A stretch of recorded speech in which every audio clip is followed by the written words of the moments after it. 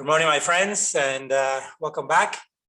This is our course in bioethics, looking at the end-of-life issues at St. Thomas University.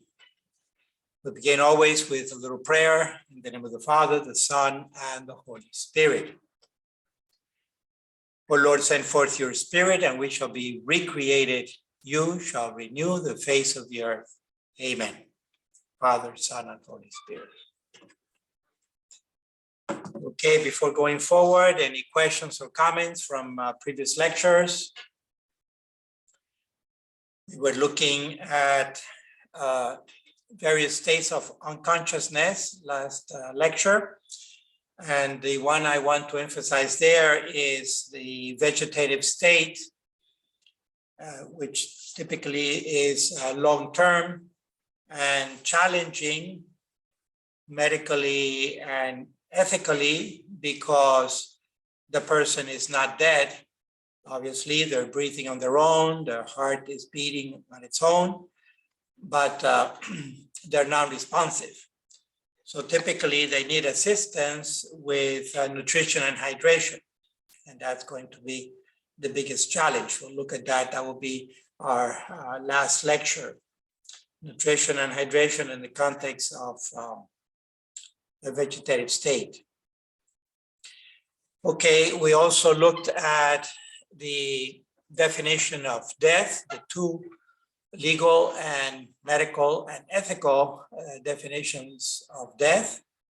One, the standard by also known as cardiopulmonary criterion, and the other one, the neurological criterion. At the end of the day, functionally, they coincide in that it's about the lungs not breathing anymore and the heart not beating anymore. All right, but just looking at it from two different perspectives. We're going to move now today into two main topics: consent and also advanced directives. Okay, so the two main topics, consent and advanced directives. Within advanced directives is a package, and it involves several forms that have implication both ethically, legally, medically, and also with regards to other family members and so forth. You'll see how this issue of consent flows into advanced directives because of proxy consent. When we cannot consent on our own, then someone has to consent on our behalf for treatment or no treatment or different treatment, etc. So that's what we're going to move into today. All right. So if there are no questions or comments, I'm going forward.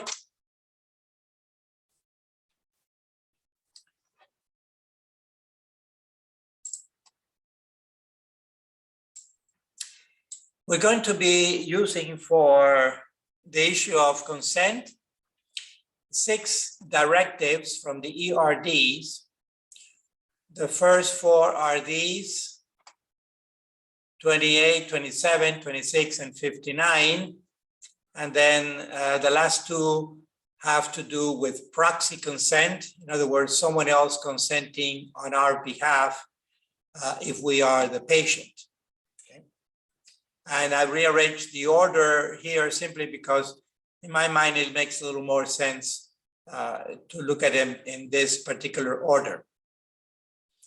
So the whole issue of consent, you know, is very big today in medicine and in healthcare in general, because without consent, there really should be no intervention on the patient unless it's an emergency situation in the ER. And then the medical professionals there have the authority to intervene even if the patient is unconscious, right? Because the whole idea is that the intention is to save the health or the life of the patient, and there's no time to search for someone who consent on the patient's behalf if the patient is unconscious, cannot respond somehow on their own. So this whole issue of consent, it comes out of the bigger picture of autonomy, patient autonomy, which also has to be properly understood because reasonably, autonomy is not an absolute autonomy to do just what I want with my body or with my life. It has to be reasonable autonomy, okay? And that argument is also going to be important when we look at euthanasia and physician-assisted suicide.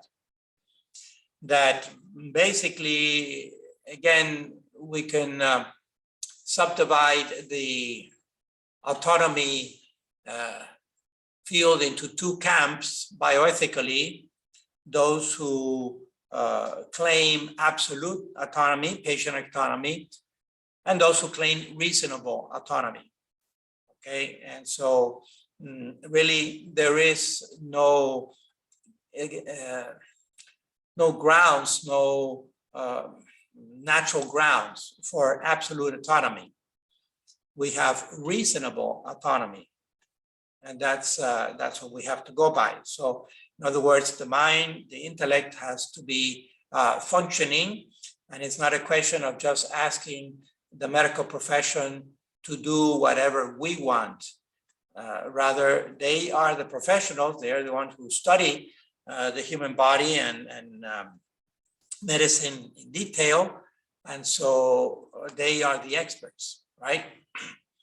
And autonomy then should be understood in a reasonable way. But it's true that within this field of autonomy, then consent is very important, and is protected even by law, so that the first thing that happens when we go to the hospital today, we have to sign a number of forms, precisely release forms, that we consent to this and that, whatever the procedures are going to be. Okay, so there are these first four directives from the ERDs refer to the individual herself or himself.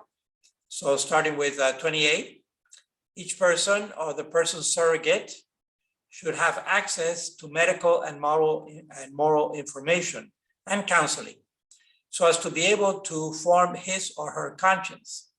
The free and informed healthcare decision of the person or the person's surrogate is to be followed, so long as it does not contradict Catholic principles. And we've covered a number of Catholic principles already, whether it's at the beginning of life or at the end of life or in healthcare in general. But you notice that basically this first directive places emphasis on access to information, right? Access to information, because the patient, in order to consent, has to be an informed consent, all right? Informed consent means that the patient needs the proper information. So already you've heard me talk about bridging the gap, the language gap between the medical language, strictly medical language, which is very technical, right? And the bioethical language, or even just the language of the common folk, so that they are able to understand, the patient is able to understand what kind of procedure is being proposed for their healing, all right? And that includes also the moral information, the ethical information involved in whatever procedure is involved.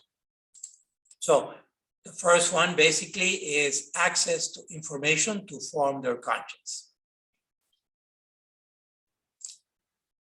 Moving forward then, this one is on behalf of the institution, if you will.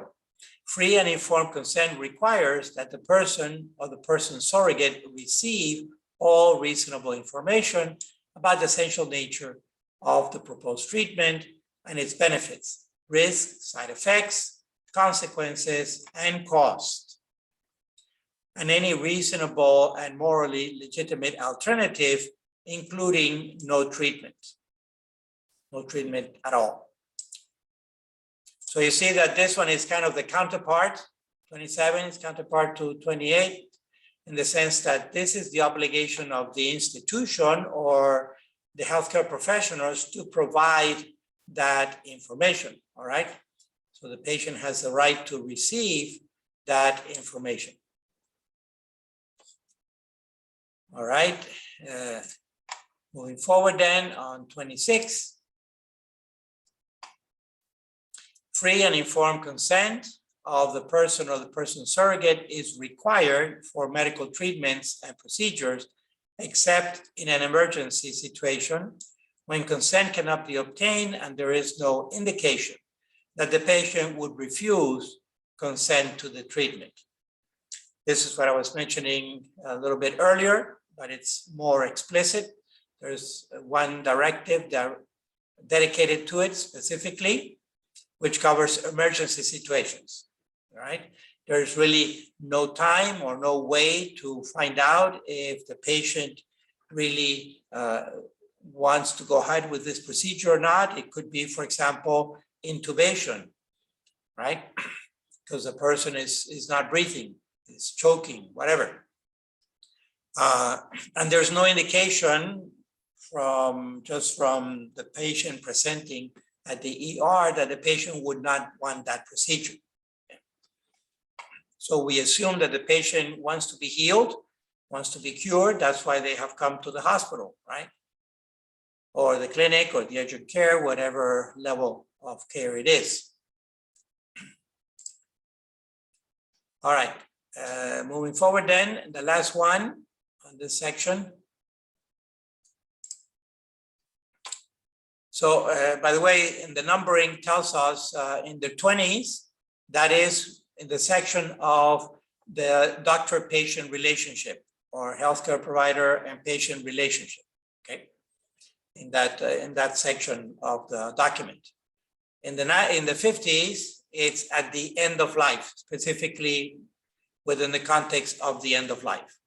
So these other three is for any procedure. It doesn't have to be necessarily that the patient is dying, could be just injured or ill, seriously ill. So 59, the free and informed judgment made by the competent adult patient concerning the use of withdrawal of life-sustaining procedures should always be respected and normally complied with unless it is contrary to Catholic moral teaching. So again, if the patient is requesting a procedure that is reasonable, then the institution should oblige and should respect that judgment, even if the judgment is to withhold or to withdraw a procedure, a protocol. But you notice it's the adult patient because there are legal implications here, right? By law, a minor cannot consent. And so there has to be an adult to consent for the minor. And that would dovetail into the next two ERDs, which refer to proxy consent. But these first four are direct consent of the patient herself or himself. Excuse me, Professor. Yes. Good morning. For ERD 27, is it applicable to if the patient is conscious and oriented times 3? Like, let's say in the case of an appendicitis, Right. Do they automatically have to give the patient emergency treatment, or is the patient capable of saying no to that? Right. So if it is under emergency, for example, like an appendicitis, and the patient, like you say, is alert and is able to at least describe the symptoms, and the clinicians are able to determine, that this is precisely the issue, and there's a protocol that's standard already. It's not experimental procedure, right? Thinking of my brother a couple of months ago, all of a sudden, woke up with pain, and the pain increased, and sure enough, it was appendicitis. So they intervene, and it's the proper protocol, all right? And so I don't know specifically with appendicitis if there's any diagnostic beyond the pain and feeling with the hand, the touching, where the patient feels a lot of pain. Dr. Chaffee, I worked in the pediatric ER for a while, and Yes, appendicitis, we got CTs if they hit like a certain score on the pain scale. And I recall a family that a father refused the treatment for the son because it wasn't in their religion to like have any bodily modifications. And I remember the provider like explaining like, this is life-threatening, your son could die from it. And yeah, it was a very sensitive topic, but hard decisions. Yes, yes. I'm familiar a little bit with those religious restraints with regards to the Jehovah's Witness and the blood transfusion. That's kind of a classical one. But this one, you elevated it to a different level, because any body modification, obviously a surgery and appendectomy, excising part of the body will be a modification, right? Technically. So that's a very challenging one. That's extremely challenging. How did it resolve, Denise? Well, as a scribe, we're only like allowed to focus on the patients of the day. So I cannot like search up and follow up on the patient after they leave the ER. But, I did recall that. Right, right. Yes. I really don't know those cases that become technical, how much legal leverage the institution I actually has. do know something about this from being on the ethics committee. Yes. A lot of times when a situation like this arises, or it's just even not a minor, it's just another family member. Right. A lot of times the hospital will go and obtain the ability to go around to the parent through the court system. They'll get appointed as an advocate for the patient at the court system. Right, when it's life-threatening. Thank you, Father Dan, for bringing in also the bioethics committee, because a consult with the bioethics committee may be in order if it's a religious or conscience issue, right? Just to have more expert opinion on the case. And once they do have that expert opinion from the bioethics committee, then the institution may go forward and seek, like you say, I don't know if it's strictly a Baker Act or something equivalent to a Baker Act. It's called guardianship. Guardianship, that's right. Guardianship. Yes, I've heard the term. Right. So thanks be to God, in our legal system, there is recourse, right?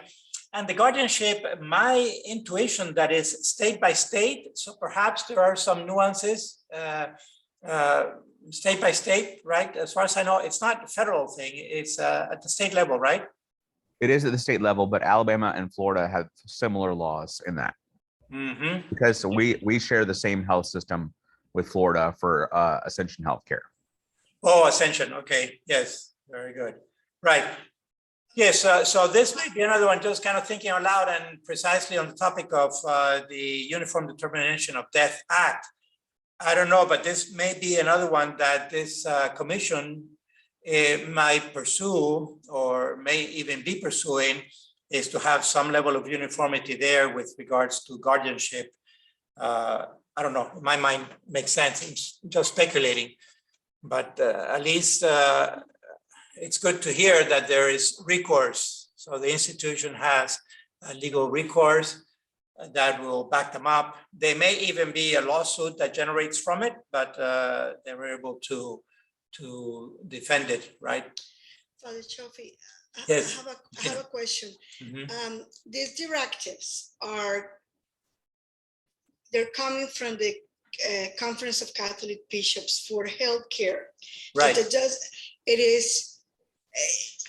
My question is, because the example that we just reviewed, it's from another religion, I understand all that, but the hospitals abide to this, or this is more for people like doctors that are Catholic, or how does that work? Because I'm Right. a little confused with that. Thank you. Yeah, thanks for asking that, because yes, and I think I failed to mention, but the ERDs are institutional and for Catholic healthcare only, obviously, right? So they do come from the Conference of Catholic Bishops, and in principle, they are binding for all Catholic healthcare systems in the United States, which I understand is maybe 10 or 15% of the overall healthcare that is provided in the US.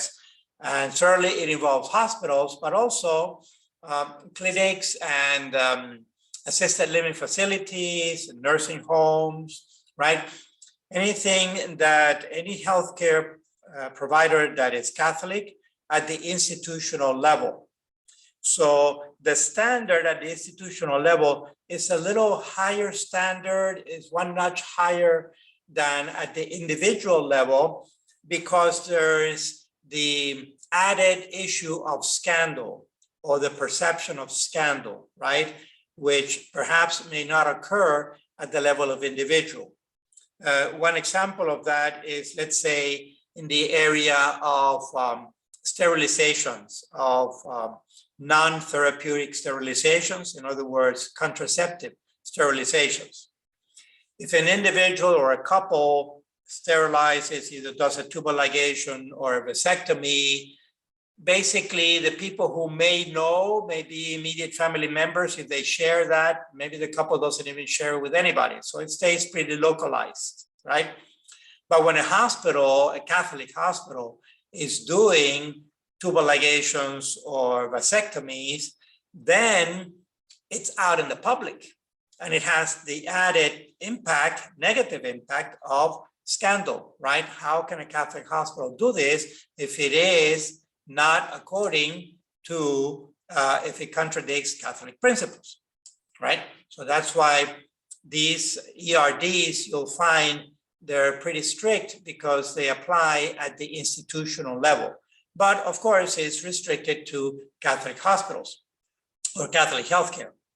Now, having said that, these ERDs make so much sense. Of course, the background to them is natural law, right, which we've talked about, and principled bioethics. So a number of other systems that are not necessarily Catholic have used them, or parts of them, and they abide by them because it makes a lot of sense, okay? In other words, they do appeal to a common human factor of principled bioethics, and therefore a number of other systems may also use them, okay? But at least for Catholic healthcare, these ERDs are binding, or at least I'm going to say they are supposed to be binding. Then, as you know, healthcare in the US is distributed by these systems, which are huge. And so what happens in that system, it may be like a work in progress, not trying to get them implemented down to the last detail, because also you consider the personnel. So at the end of the day, it's the people who work in the system who either implement these directives or not, right? And certainly not all doctors in a Catholic hospital are Catholic, and not all nurses are Catholic, and certainly not all patients are Catholic, or even in the administration, they're not all Catholic, right? They do provide periodically, I know because I'm involved here locally in Miami with Mercy Hospital, they do provide training periodically for the personnel on these principles so that the personnel of the hospital understands a little better the background to them and why they should comply with the ERDs. Okay? But yes, it's at the institutional level, and it is typically for Catholic healthcare. So that brings me to another question. Mm-hmm. If you ended being in a non-Catholic hospital, which are Right. several, right? Yeah. Let's say Jackson. Right. And let's say that you consult with your priest or a doctor that is out of that system, but it's is Catholic, he refers to this, and the patient decides, no, I really don't want to do the treatment. I don't think it makes sense for me, and I understand what it means. Does the hospital will respect that, or because it is, and I'm thinking more about money and the industrial in the healthcare, that they really want that person to go undergo that treatment, but they don't abide to these directives. What happened there? No, certainly the non-Catholic hospital has to respect, again, the autonomy of the patient. Now the hospital can always do a transfer of patient, all right, a referral or a transfer of the patient, but they have to respect that reasonable autonomy, so they're not going to intervene without the patient's consent. Now, having said that, even non-Catholic hospitals, like the county hospitals, for example, which are non-sectarian, right? They don't follow any particular belief or religion.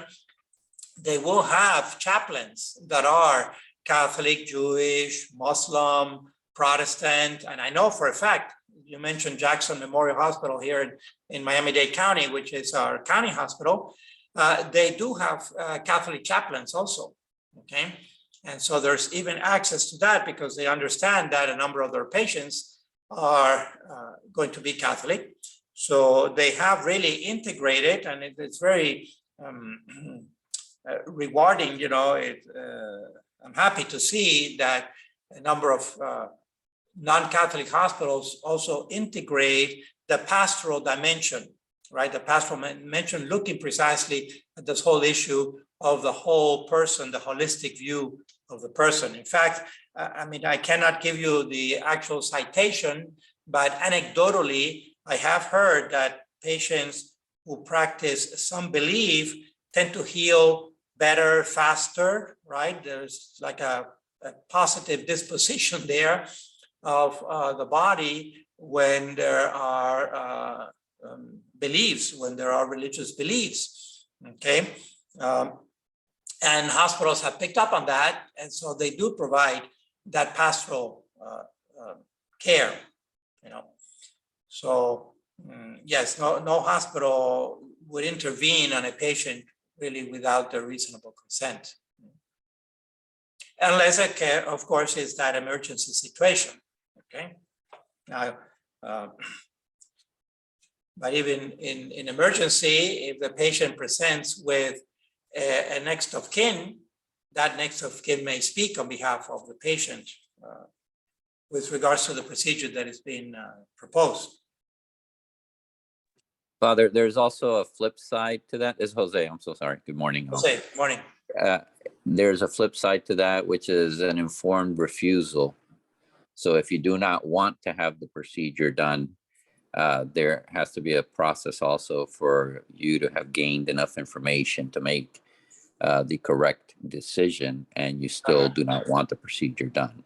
Okay, excellent. So I think that speaks to this one, 27, that the institution provided all the information, the reasonable information for the patient to make a decision, and the patient refuses. So there's going to be paperwork on that also, right? Because the hospital has to cover their grounds legally, just in case later there's some kind of a lawsuit.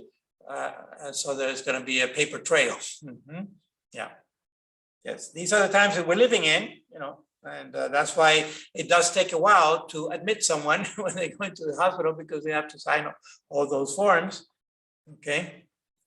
So I think it's a good thing to know, though, like on a bioethics committee, you not only have people who specialize in bioethics, but you also have physicians, but also there's always going to be an attorney present because of all these things. There you go. The attorney is always going to do a lot of the talking. Interesting. Yes. And sometimes they kind of drive the discussion, because from the legal perspective, of course, there is this issue of the deep pockets, right? Obviously, not everyone has the same values and principles that we have, and there's a full range of intentions out there in society at any given point. And some people just look at large institutions as what they call deep pockets and suable. And they know that some of these institutions who have budgets that have budgets in the millions of dollars would rather settle out of court than go to court, because it's also very expensive to go through an actual trial. It's extremely expensive, even if the institution wins. What are you going to get out of an individual, right? The individual knows that they cannot be sued for that much. And so many times these institutions decide to settle out of court. And so de facto, the individual gets whatever, or a fraction of whatever they were demanding. And it's sad that it's out there, but that is out there. And so the institutions then have retained a firm, legal firm that is very savvy about this, and will many times, like you say, Father Daniel, guide the discussion in the ethics committee, right, in the bioethical committee. So, but the bioethics committee, of course, I haven't mentioned it much, but is crucial because it's a broad range of individuals with expertise in different areas, but it's all centered about what should be done, right? What should be done, what should not be done. And so conscience is the primacy, like you would say, the primacy of conscience, right? To respect the patient's conscience, but also what is known as the institutional conscience. So the hospital itself can claim that they have, you know, a collective conscience that they're accountable to. Okay, let's move forward. As you can see, this field can become a minefield if we go too far on the extreme cases. But also, I always say, remember, when we present cases, to make them as realistic as possible, all right? Because sometimes, I can tell you in bioethics and sometimes in philosophy or theology, we can think of cases that are so esoteric or so picky that they really are not relevant. In real life, we would never have a situation like that, okay? So many times clinicians, they ground us and say, well, I've never seen a case like the one you're presenting, and I can tell you in good faith that I will never see a case like that, because it just, nature doesn't work that way. All right. Okay, let's move forward now to proxy consent, right? When the patient is unable to speak on their own behalf, then someone else has to speak on their behalf. And you can see how this is going to set us up also for the advanced directives, which is kind of proxy in advance, all right? So here we have, again, we're in the area of the doctor-patient relationship, all right, or healthcare and patient relationship. Number 25, each person may identify in advance a representative to make healthcare decisions as his or her surrogate in the event that the person loses the capacity to make healthcare decisions. Decisions by the designated surrogate should be faithful to Catholic moral principles and to the person's intentions and values. This person is the patient. This should be the patient's intentions and values, not the surrogate. Okay. Or, sorry. Oops. Sorry. Or if the person's intentions are unknown, to the person's best interests. In the event that an advance directive is not executed, those who are in a position to know best the patient's wishes, usually family members and loved ones, should participate in the treatment decisions for the person who has lost the capacity to make healthcare decisions. Okay. So it's a little wordy, but basically this is framing the issue from the perspective of a proxy, someone who will respond on behalf of the patient, because for a number of reasons, the patient is not able to speak for himself or herself. They can be in coma, they can be in dementia, they can be unable to speak, they may be handicapped, all right? Various scenarios that we can think of. So the proxy is a key person. And it goes by various names. It could be a representative, it could be a surrogate. The name changes around the various synonyms, if you will. But bottom line is someone who speaks on behalf of the patient because this patient is unable to speak on their own behalf. And you see that the person's intention, in other words, the patient's intentions are the key, all right? Just in case that patient was not able to sign documents, advance directives, if there's nothing in writing, we have to go by the intentions, what we assume are the intentions of that patient. This one again will become very useful when we look at the case of Terry Shivo, who was in PVS with a tube to her stomach, a feeding tube to her stomach, but she was breathing on her own and her heart was beating, and she was in that state for decades. So it became a very bitter legal and ethical issue of the husband seeking to disconnect her feeding tube. We'll get to that one. That will be the last lecture. So the intentions are very important here, obviously. Okay, another one on proxy consent. And this is, as you can see, a little more on the legal side. In compliance with federal law, Catholic healthcare institution will make available to patients information about their rights under the laws of their state to make an advance directive. So here we go, advance directive for their medical treatment. The advance directive is an actual package of several documents, and we'll go into it briefly.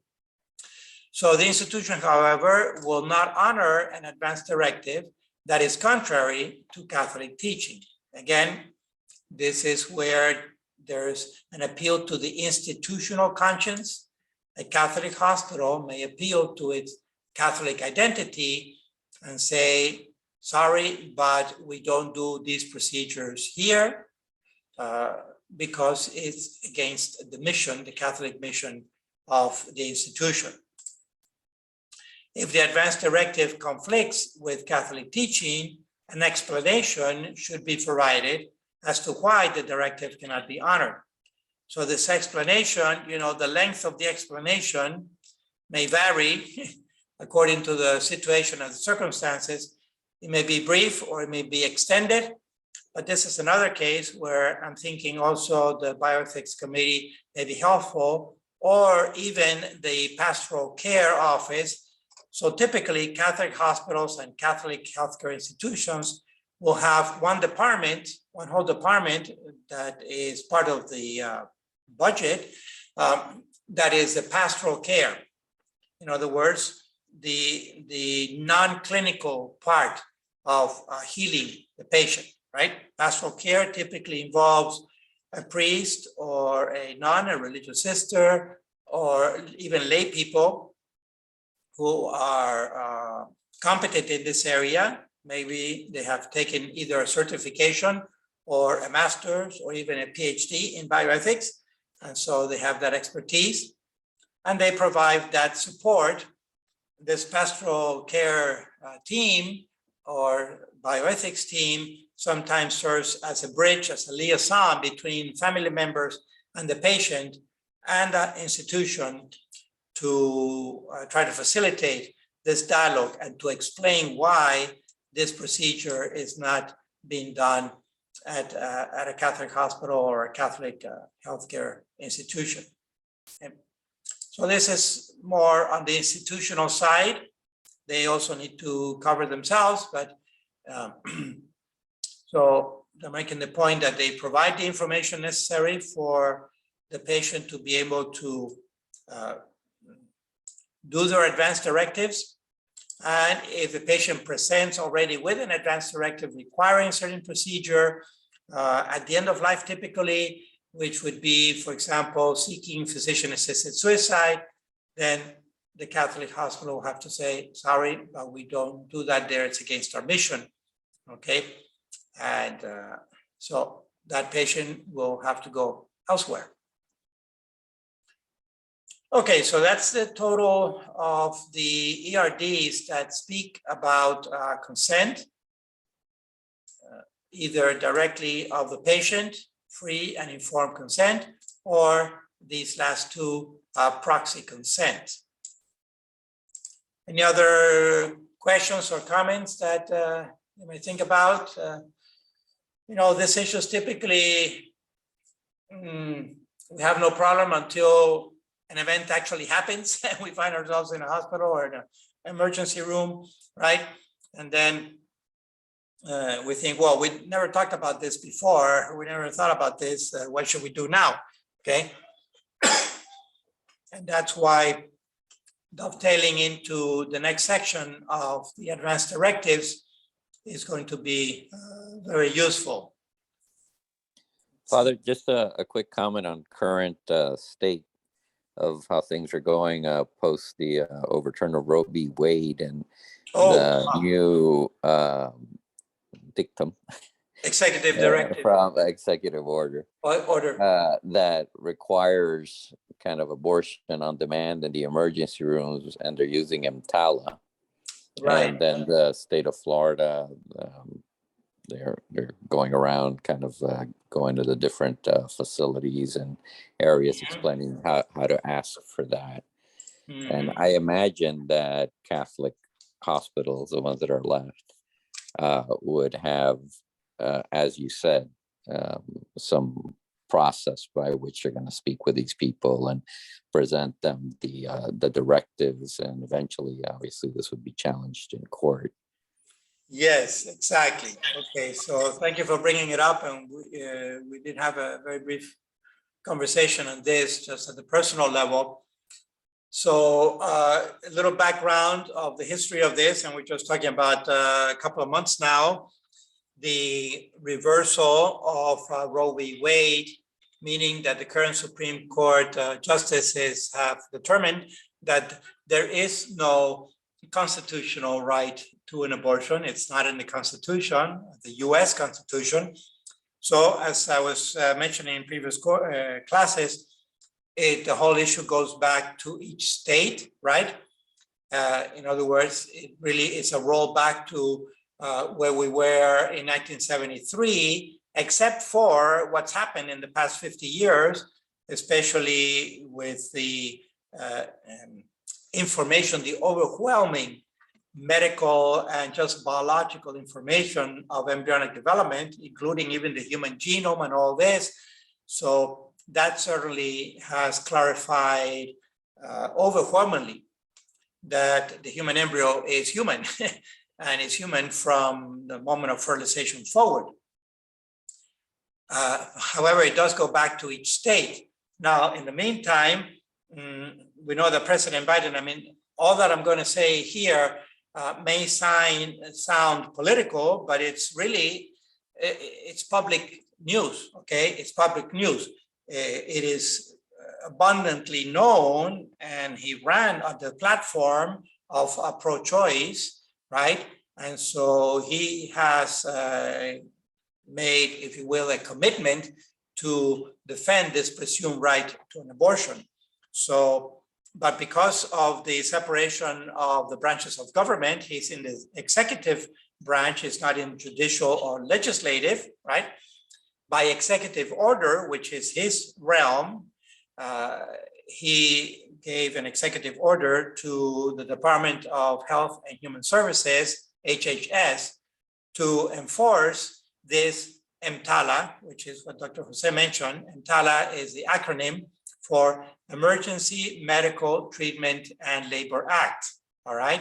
Which, again, I'm not too familiar with. I'm going out on a limb here, but I'm sure you people will rescue me from falling off the limb. Basically, this, as the word says, emergency medical treatment, if someone presents to an emergency room, there is an obligation on behalf of the hospital to intervene on a standard protocol, a reasonable, what is a standard of care for this pathology that is in front of us, all right? And so one can imagine the hypothetical scenario of a woman presenting at a hospital, a pregnant woman, perhaps with the membranes broken, and it could be an emergency situation, and she wants to have an abortion, right? And that may be clinically the standard of care for saving her life. And so this presents now another level of challenge for Catholic hospitals, and even for non-Catholic hospitals who don't want to do abortions, all right? How are they going to handle this? So it's a big unknown right now. Obviously, if this starts happening, there are going to be lawsuits, okay? And those lawsuits may work all the way up to the Supreme Court. Now, it's speculation because I haven't seen any real case yet. My perception is that the institution, let's say it's a Catholic hospital, the Catholic hospital will have to claim precisely that institutional conscience, right? And so it's the First Amendment. So in my opinion, it would be, I can see a scenario of HHS versus First Amendment of a Catholic hospital, right? And it may go through the courts all the way up to the Supreme Court, just like the Texas case did, the Dobbs case, which was the one that triggered the reversal of Roe v. Wade. We actually have a little time because it's only 10:20, and the directives would be kind of the second part of the lecture. So I welcome people to chime in on this if you have any thoughts on it. Well, I have a question.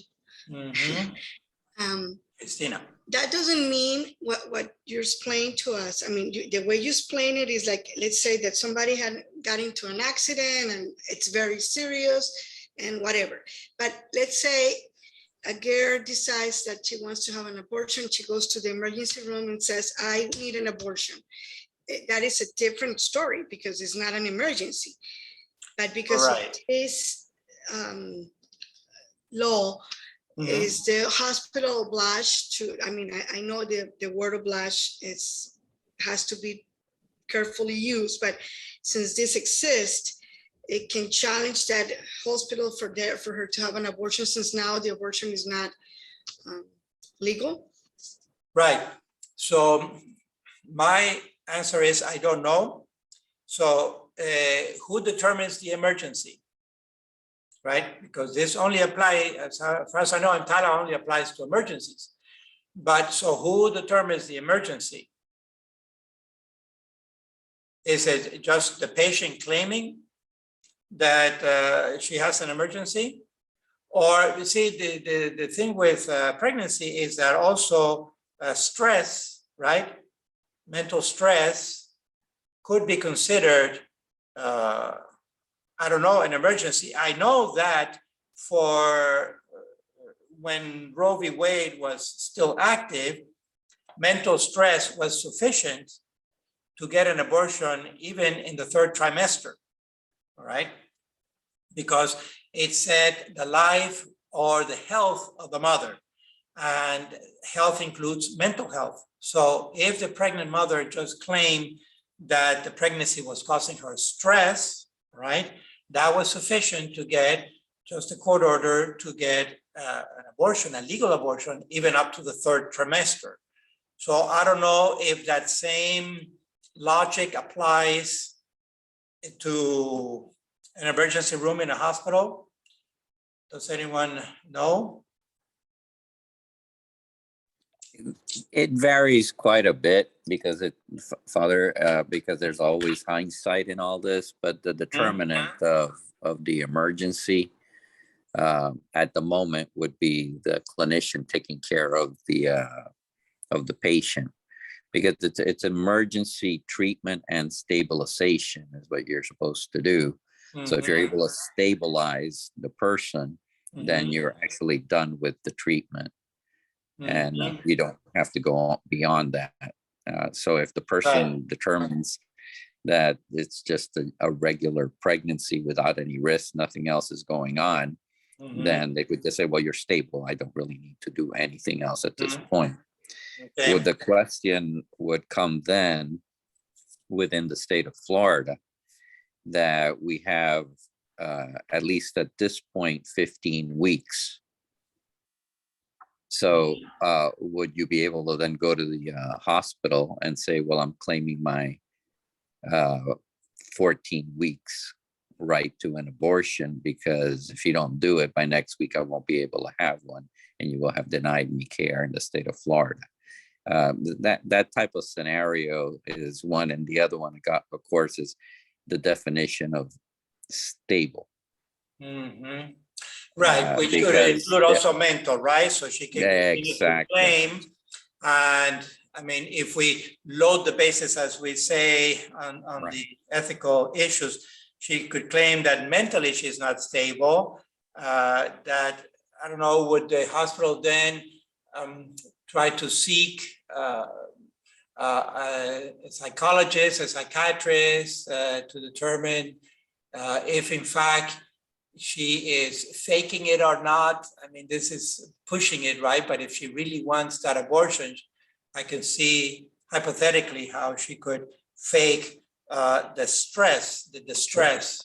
Yeah, and as you said, we're doing hypotheticals at this point, so it's a kind of a blurry horizon there. But yeah, I would say that the hospital would have to do as much due diligence to preserve their institutional conscience as possible. And I think the key, one of the primary keys, is that kind of informed component to the people who are going to be presenting, to make sure that they describe the hospital's institutional conscience, the Catholic directives, and what they're allowed and not allowed to do in the hospital, and that they're not going to go ahead and proceed, that it's not an emergency. So, but that has to be well documented and so on, because that's what's going to come up in the end. Because you can also claim, well, we didn't do it because we don't believe in abortion, and then you're going to go to court and say, well, why not? Right. Why did you refuse the treatment? Right. And also precedent, right? Precedent. We've never done them here precisely because of to the mission, etc. Now, you did bring up another good point, that is actually a timeline, right? Because the issue with pregnancy is that the clock is only moving forward, and so no matter what, that pregnancy is going to proceed if left alone. So that 15-week is true, which you consider it's the first trimester, basically. It's actually beyond the first trimester. And whereas already by the second, so by the eighth week, we already have the little embryo with all the organs in place, but miniature, because maybe the embryo is maybe about an inch long, more or less, but all the major organs are already in place. And then that changes the name technically, right, from embryo to fetus, which means, ironically, in Latin, fetus means tiny being. And then for the next 7 months, basically, it's growth in size, but certainly all the major organs are in place and pretty much functional except for the lungs. So there's certainly a heartbeat and all that. So, but that 15-week is, I guess, where they were using the 15-week when they can claim that the fetus actually feels pain. And the procedure, of course, is pretty gruesome for the unborn, for the fetus. And so the claim was based on the horrible pain that this is causing this individual, right? The actual procedure, the abortion procedure. So, but yeah, 15 weeks. not every state has to abide by the 15-week. I've heard, again, anecdotally, that some states are saying from conception, others are taking it to the 15-week boundary, all right? But that is to be decided state by state, really, and that is at the legislative level. So, Yeah, and I yes. do believe some use definition as a heartbeat, which is, I believe, 18 days or something. That you can 18 actually, days is, yes, actually 18 days, the heart cells, the cardiac cells have coalesced, and now they're beating in synchrony. It's interesting, just to do another little parenthesis here on the anatomy and physiology. Remember when we talked about the different systems of the body, the dozen systems of the human body, right? The organ systems. One of them is the muscular system. Anatomically, functionally, you talk about the musculoskeletal system, but that refers to the skeletal muscles. We know there are three types of muscles in the body, right? Skeletal muscles attached to bone and can be moved voluntarily through the central nervous system. But then there's smooth muscle that is not attached to bone and is involuntary, is hooked up to the peripheral nervous system. And then there's the cardiac muscle. And one of the characteristics of cardiac muscle cells is that they have a pulse. They self-beat. And it's very interesting to see in the early stages of embryonic development, how these cardiac, as the cardiac muscle cells are differentiating, right? Individually, they're just pulsing individually, but as they begin to form the tissue, the cardiac tissue, and begin to join with each other, right? And there's some kind of signaling there, and they start beating in synchrony. And so the actual muscle tissue, even before the actual heart is fully formed, is already, the tissue is beating in synchrony, right? Which is really interesting. You can imagine the biochemical signaling that is occurring, the sophistication there to synchronize all that beat, but the heart muscle already has its own self-beat, which is then is reinforced by, is it vagus nerve that innerves the heart to maintain to reinforce? Yeah, the vagus is one of the components that maintains the heart. Mhm. The sympathetic and the parasympathetic. They Oh, both, yes, right. It's coming back. right. Yeah. And then the heart has the intrinsic tissue and the sinus node. Yeah, so like you mentioned that, and that happens around 18 days, all right? So even within the first couple of weeks of between the second and third week, I guess, of embryonic development. Everything very fast. Also because that pump of the heart is necessary physiologically to maintain circulation on the embryo. There's so much happening so fast. And that's why the heartbeat is also, I think, around 120, 150 beats per minute. It's really impressive to hear these sonograms of a pregnant mom, because when I first heard it, I was next to a young lady who was having her sonogram. It seemed to me like I wasn't expecting it. I thought the fetus was having a heart attack because it's going boom, boom, boom, boom really fast. But the technician said, no, that's normal, that's normal rate. There's a lot happening at that time.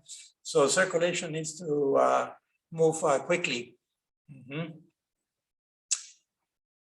Okay. Excuse me, Professor.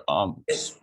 Sheku again. Speaking on the topic Yes, of Sheku. EMTALA, to what extent are physicians compelled to treat patients who, like, obviously they abuse the hospital resources? For example, like when I used to work at the ER, there was patients who would come in for alcohol overdose recurrently. So to what extent do EMTALA, compel the physicians to have to treat them, especially let's say in the case of, like, during the pandemic when there was like limited beds and stuff like that. Are the physicians required to treat patients like those who just come in the hospital to malinger around and just, abuse the resources?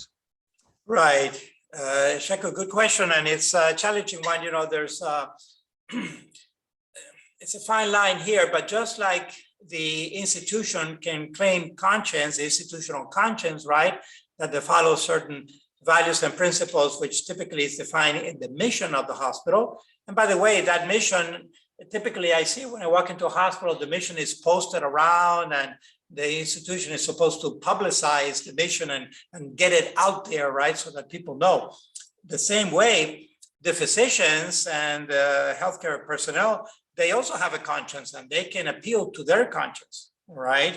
And so that is an area that can be challenged, but at the end of the day, a physician or a healthcare provider can also appeal to their conscience and to the First Amendment that conscience needs to be respected, all right?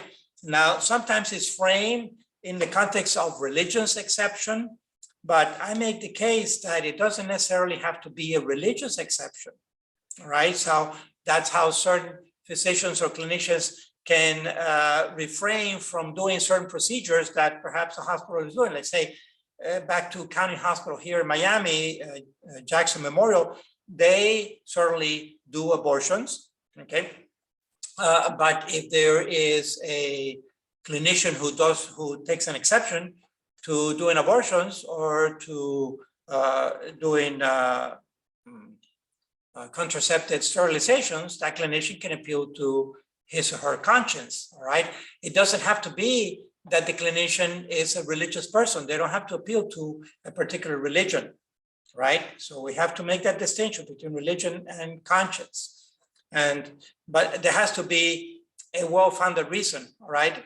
But certainly the healthcare providers can appeal to conscience, and they do.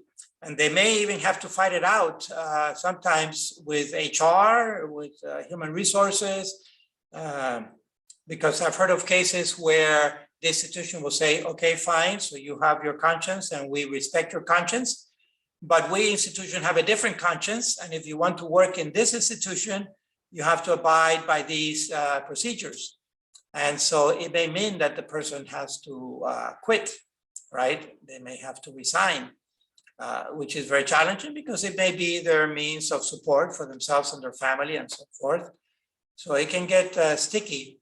HR, I presume HR will be brought in at that point, okay? But in principle, the healthcare provider can appeal to their conscience, and that, I should say may appeal, and that appeal should be honored, which means that the hospital needs to find someone else who would do, let's say, the abortion, right? Father Chofi, but in regards to what, I don't remember who was. Sheko Okay, is his name. Cheku, how are you? It brings me to a question, because let's say, yeah, what he says, people goes there with addictions and they're constantly in the emergency room. Right. And anyway, or people who wants, the lady or the girl that wants an abortion, is there any way to provide other resources, like to, I'm pretty sure it's possible, but I'm talking about like, if somebody is constantly in the emergency room for addictions, that means that that person really needs rehab, and that person Right. really needs another kind of treatment. Or the girl that wants to have an abortion, but is there something else that can be done besides saying no and then go? In fact, the institution has an added incentive, if you will, because these recurrent patients, well, first of all, if they present to the emergency room, the institution has to treat them, okay? We're just looking at the EMTALA here, so that would be the case. So even if that drug addict comes back again and again, Sheku, the institution has to treat the patient, okay? However, it also behooves the institution to do follow-up to prevent to seek to prevent that recurrence, because I know, having been involved in one of the boards of a healthcare system, that recurring a patient who recurs and comes back and presents again. The readmission. Yeah. Yes, there's a term for it, Jose. The readmissions, recurrent The readmissions. readmission, right? The readmission is a big ding on the institution. Okay, even with the government. So the government doesn't look well.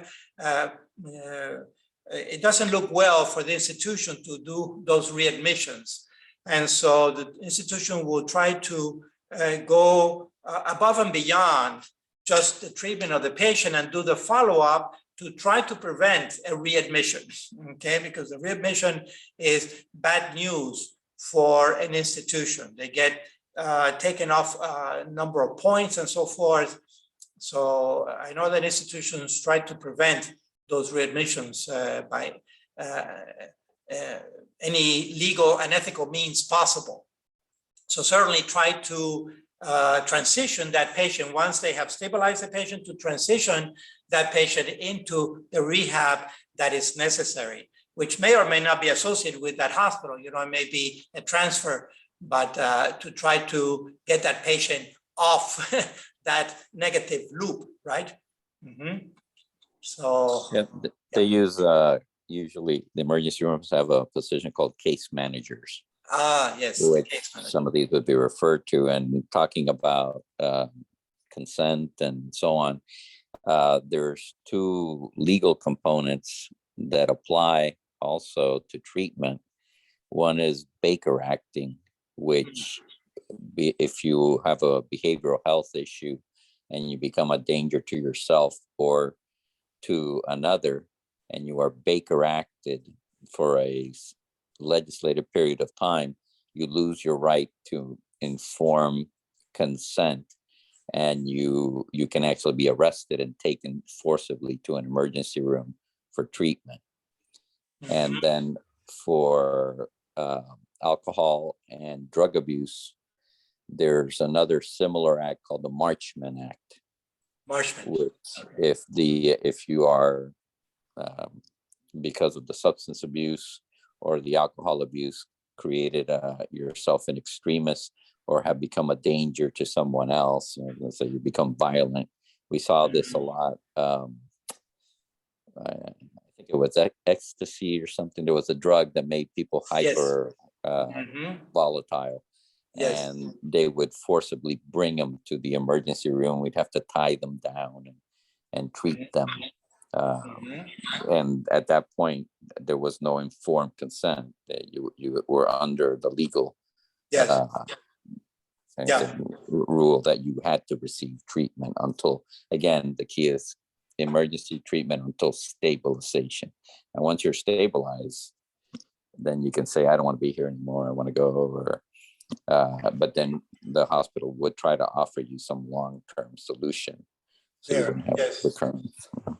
Yes, case management, right. Yeah, so there are alternatives, there are alternatives. I mean, it's not the first time that these issues happen. And so the institutions typically are very savvy about dealing with this.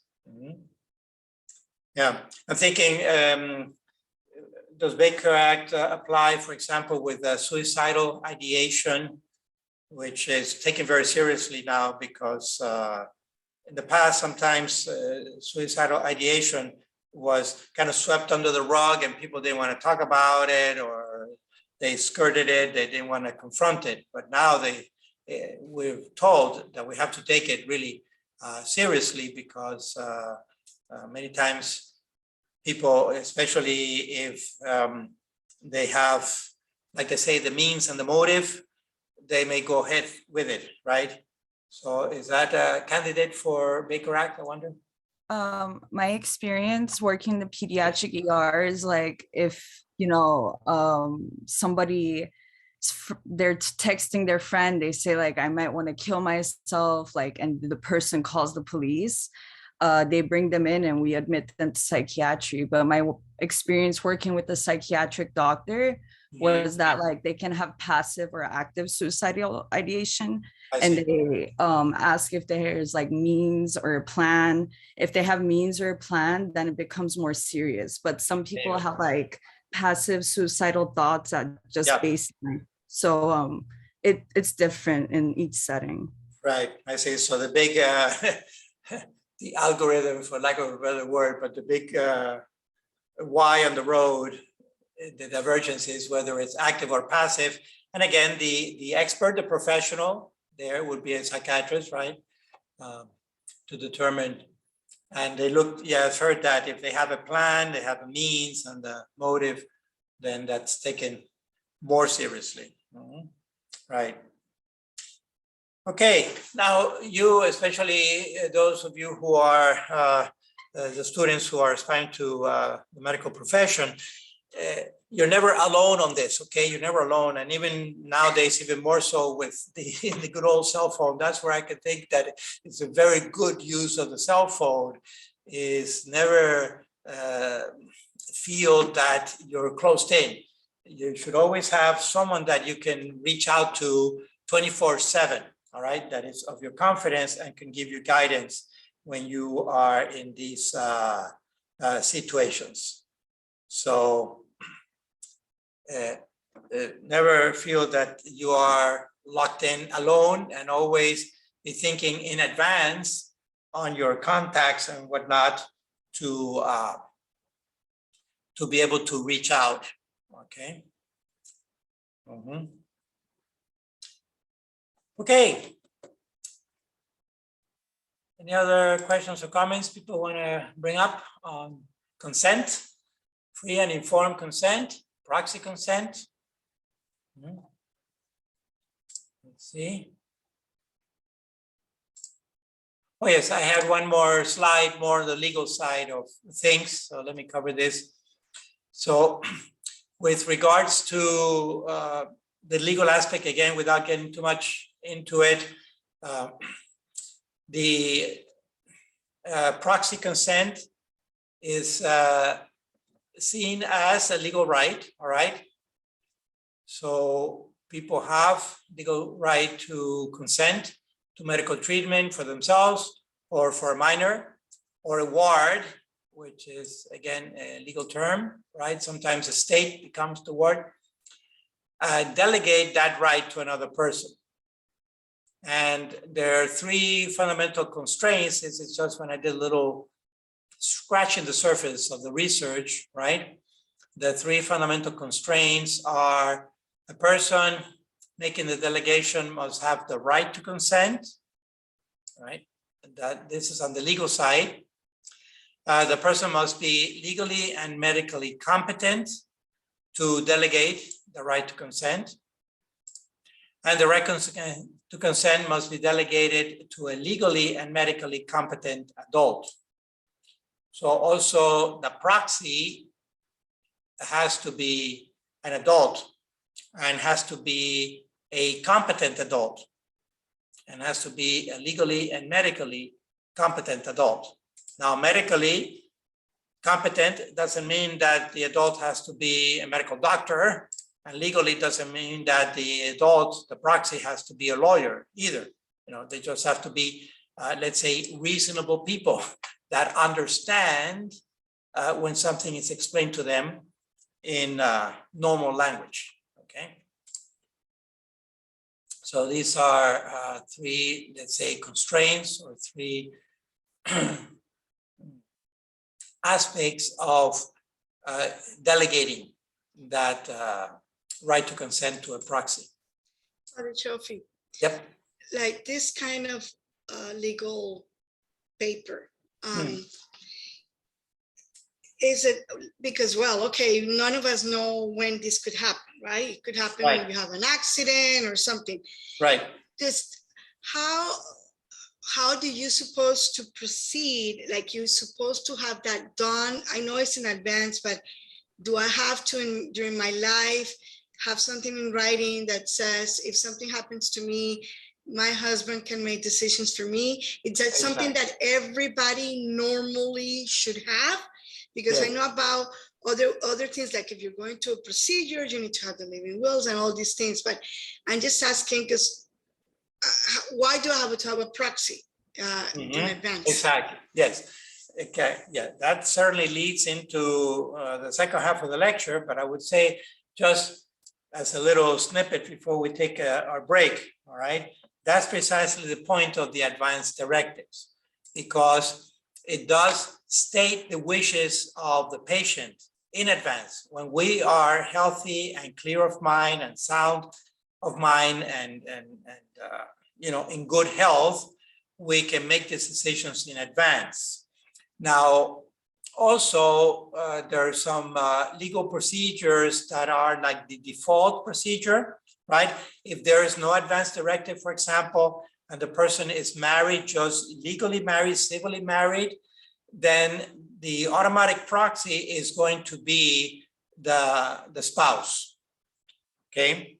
Unless the spouse himself or herself is incompetent, and then it gets more sticky.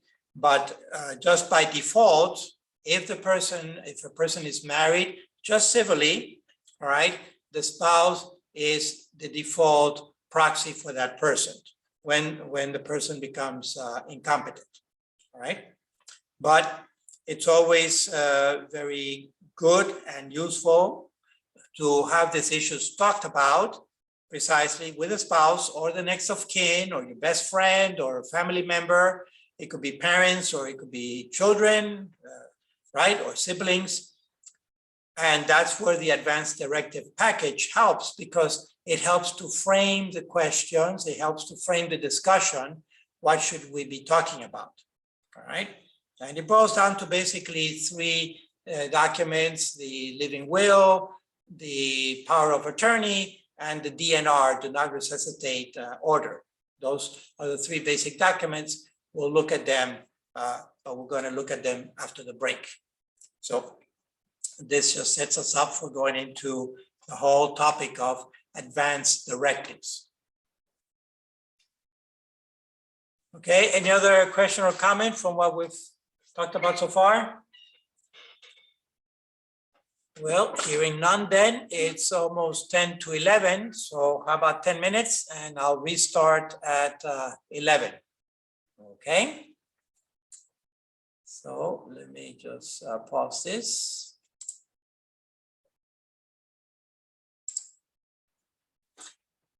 Hello again, students, and welcome back. All right, we're going to go into the second half of the lecture here, covering advanced directives. And as the word says, advanced directives is deciding in anticipation what one would want to have done or not done medically when we are unable to speak for ourselves. So they are written instructions regarding medical care preferences when we are unable to make our own healthcare decisions or to express them. And it's a guide for family and doctors, can help reduce confusion and disagreement. And sometimes this can be very bitter because not all members of the family are in agreement as to what to do with their loved ones. So this clarifies that. And they are generally legally binding, all right? And so in principle, they receive the benefit of the law. And that's why they are in writing. And I mentioned there are basically three main documents.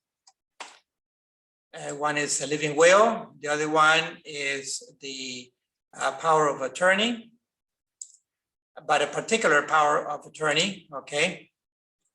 Not just anyone. And then the do not resuscitate order, also known as DNR order.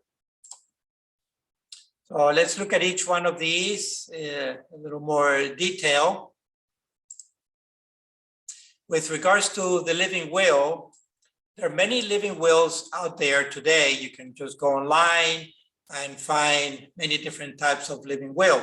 But not all living wills are the same, because the living will, in my mind, is kind of the key document that establishes really the wishes of the patient based on certain values and principles.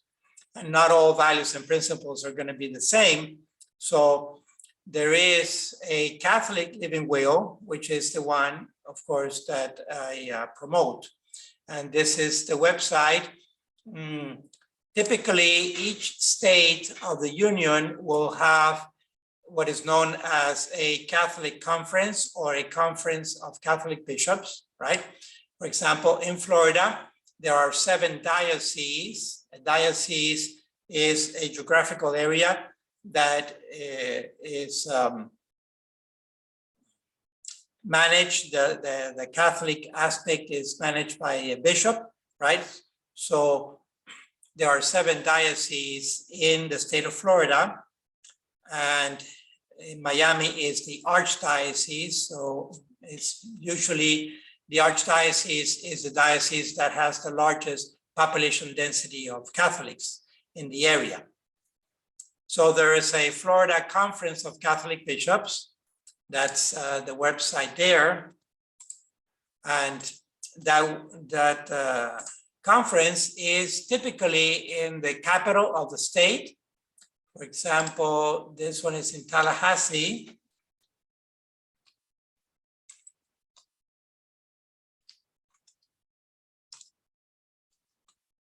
For a Catholic conference, it takes you to the website.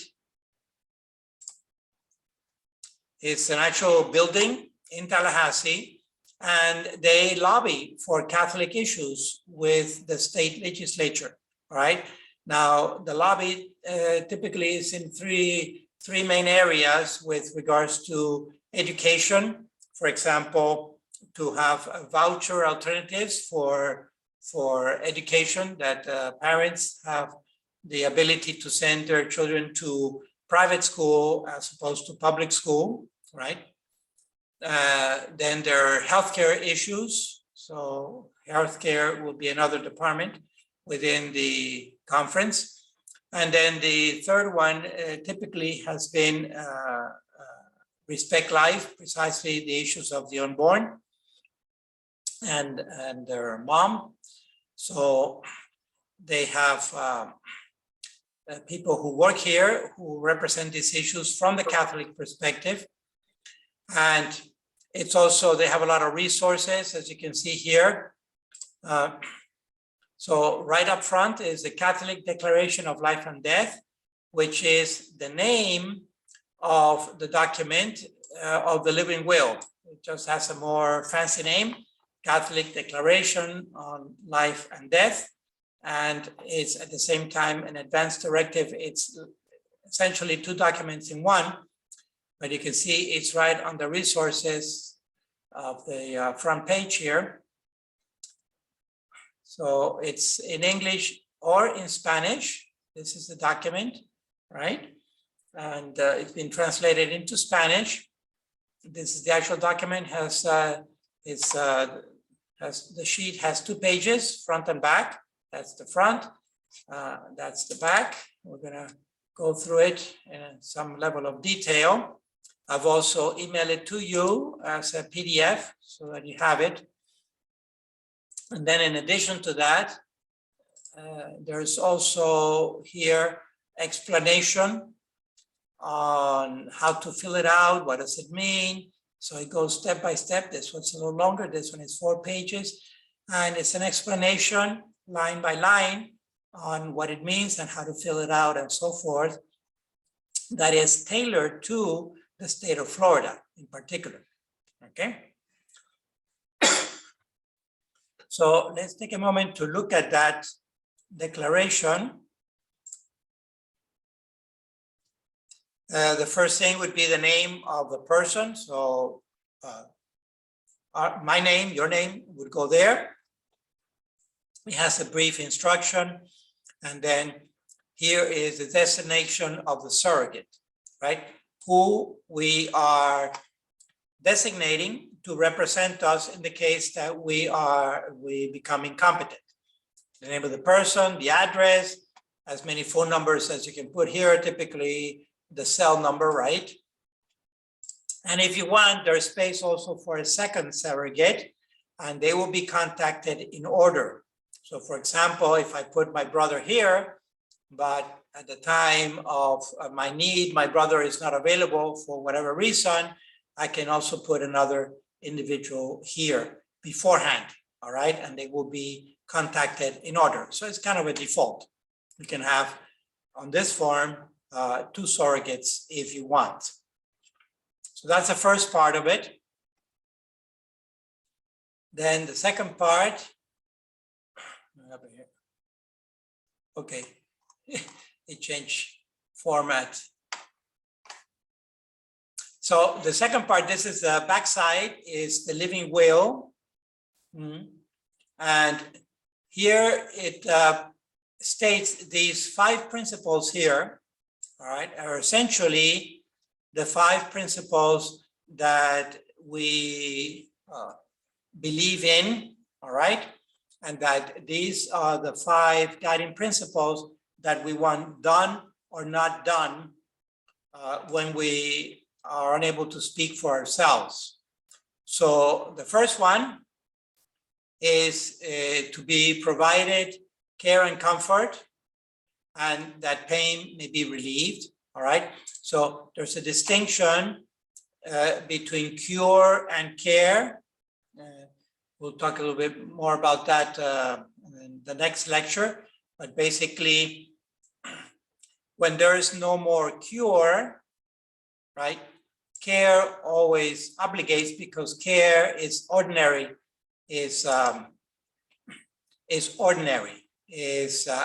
obligates. And care is maintaining the patient comfortable. Basically, it boils down to nutrition, hydration, shelter, and human interaction, to not be deprived of human interaction. So again, basic care is to be nutrition, hydration, so food and water, also shelter, not be exposed out to the elements, and human interaction, even if I'm not able to interact, that others should interact with me, including the healthcare providers. Okay, so that's the first one, to be provided care. Second, no inappropriate, excessively burdensome, or disproportionate means be used to prolong my life. All right, so this one is to the ERDs that we have seen before, between especially last lecture. Inappropriate or excessively burdensome, these are extraordinary means. They don't put extraordinary here because that's a very ethical word, but they do put disproportionate, trying to bridge the gap with the clinical terminology, all right? And this can include medical or surgical procedures, to be clear. So essentially, this number 2 says, in other words, no extraordinary means of life support, okay? And the third, there should be a presumption in favor of providing nutrition and hydration to me, including medically assisted nutrition and hydration. Again, I keep talking about nutrition and hydration. We'll have a whole lecture on it in the context of vegetative state, but nutrition and hydration are considered ordinary means as part of care, of normal care, all right? In principle. However, there are some exceptions, and these are the 3 exceptions here, all right? These are the 3 exceptions. Number 1, that they cannot reasonably be expected to prolong my life, the nutrition and hydration. We'll talk about nutrition and hydration. So this regards to the prognosis, right? If the prognosis is abysmal, that there is really no hope of recovery, even if I'm hooked up to, say, feeding tube to the stomach, or even through the nose, there's no reasonable hope of prolonging my life, then it's futile, it's useless. Or the means used to deliver the nutrition and hydration are excessively burdensome and do not offer sufficient benefit or would cause me significant physical discomfort. So you see again, the burden benefit analysis coming in, right? This has to be determined if the patient is unconscious. If we are unconscious for whatever reason, then the proxy needs to determine, would this nutrition and hydration, a peg to the stomach or a feeding tube through the nose, would it be excessively burdensome to the person that I'm representing as proxy, okay? Or it could be parenteral nutrition, meaning through the veins with an IV. And the third one is, I am imminently dying from an irreversible condition. So again, this would be another case when nutrition and hydration is really contraindicated. It may even prolong my dying process. If I'm dying imminently, I should be left alone to die, just kept comfortable, maybe analgesics for the pain, but not provided nutrition and hydration, because what's the expectation with nutrition and hydration is to prolong the life of the patient, right? But if the patient is dying imminently from some irreversible condition, we need to allow that patient to die in peace and not hook them up to nutrition and hydration, because that would actually be prolonging the death process, okay, or complicating it. Okay, so in principle, nutrition and hydration are ordinary means, except in these three cases. And then we go back to the main points. Nothing to be done with the intention of causing my death. So this speaks directly to euthanasia, right? So one thing is to be allowed to die, right? When there is a terminal condition and I am already actively dying, at least one vital organ is dying irreversibly. And a different thing is to be given an overdose, for example. So we'll see that with management of morphine, for example, or an analog.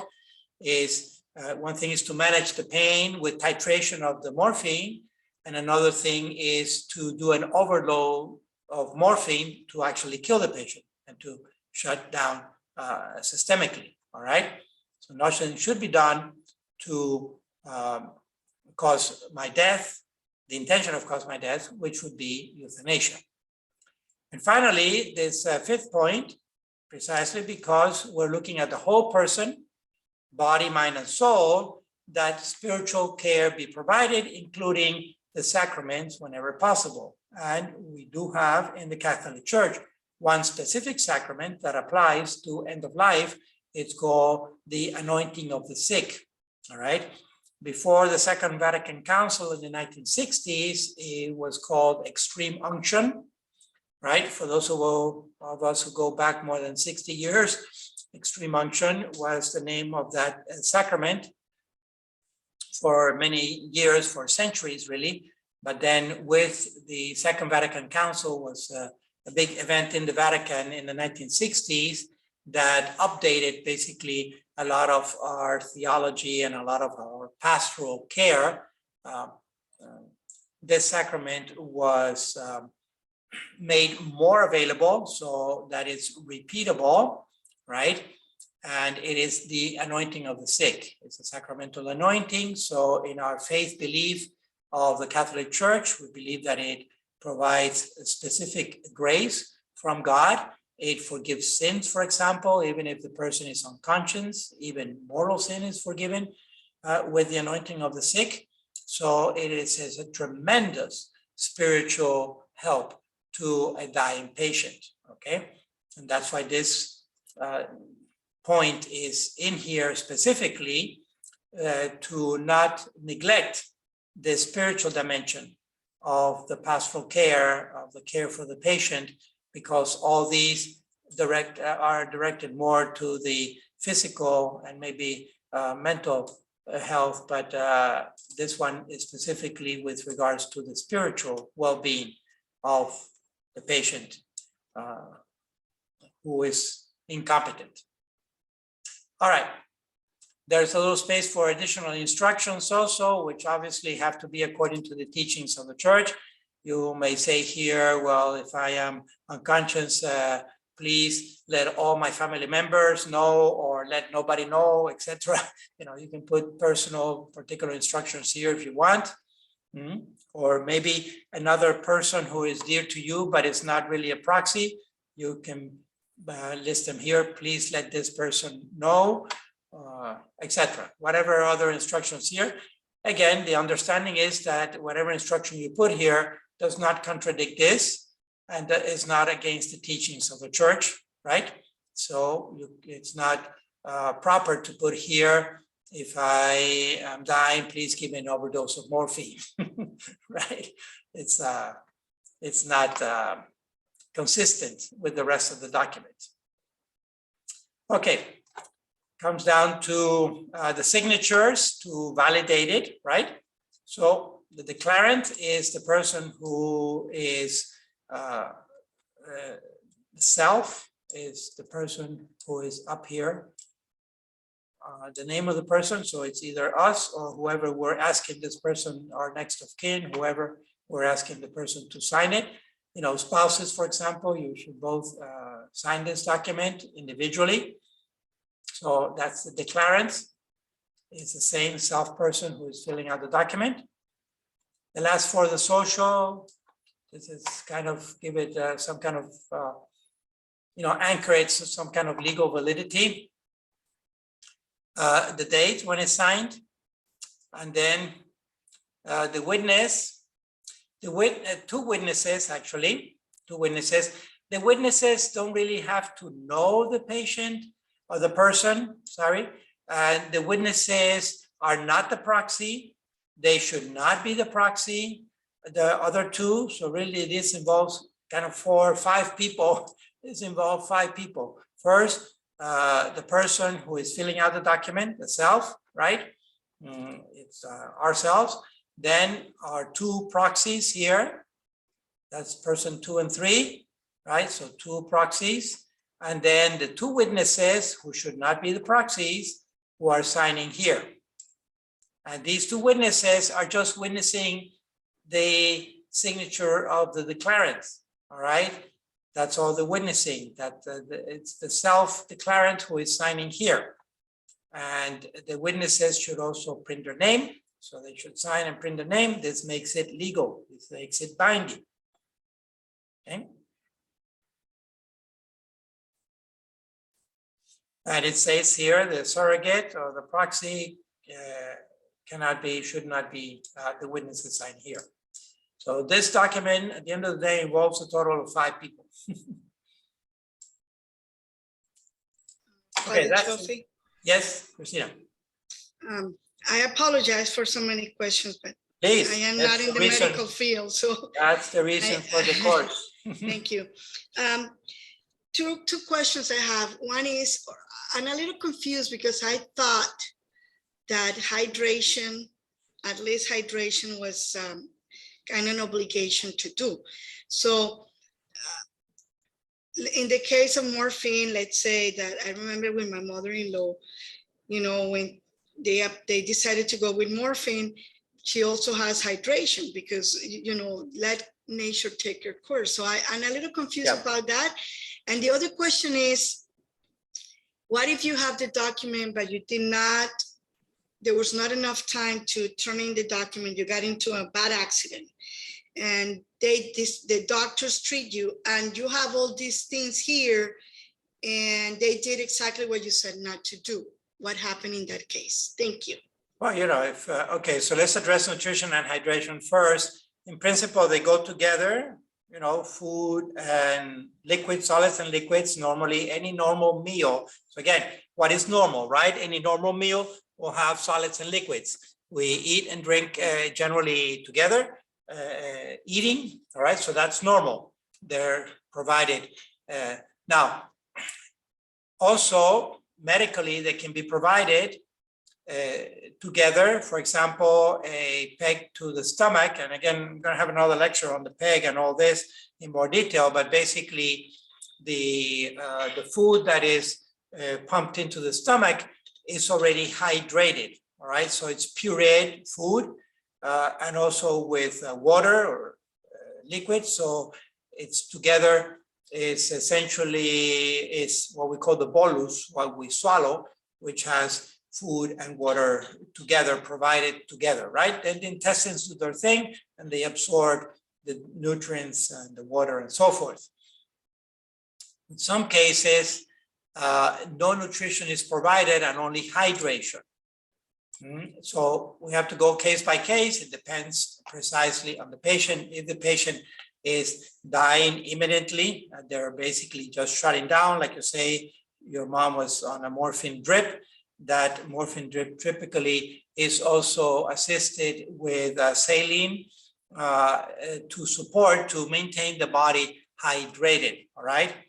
But that also has to be monitored, and there's a titration that goes on, that little machine, I don't know if you remember, but there's a drip, literally, of the hydration, because if that is not monitored, then a patient conceivably may get too much hydration.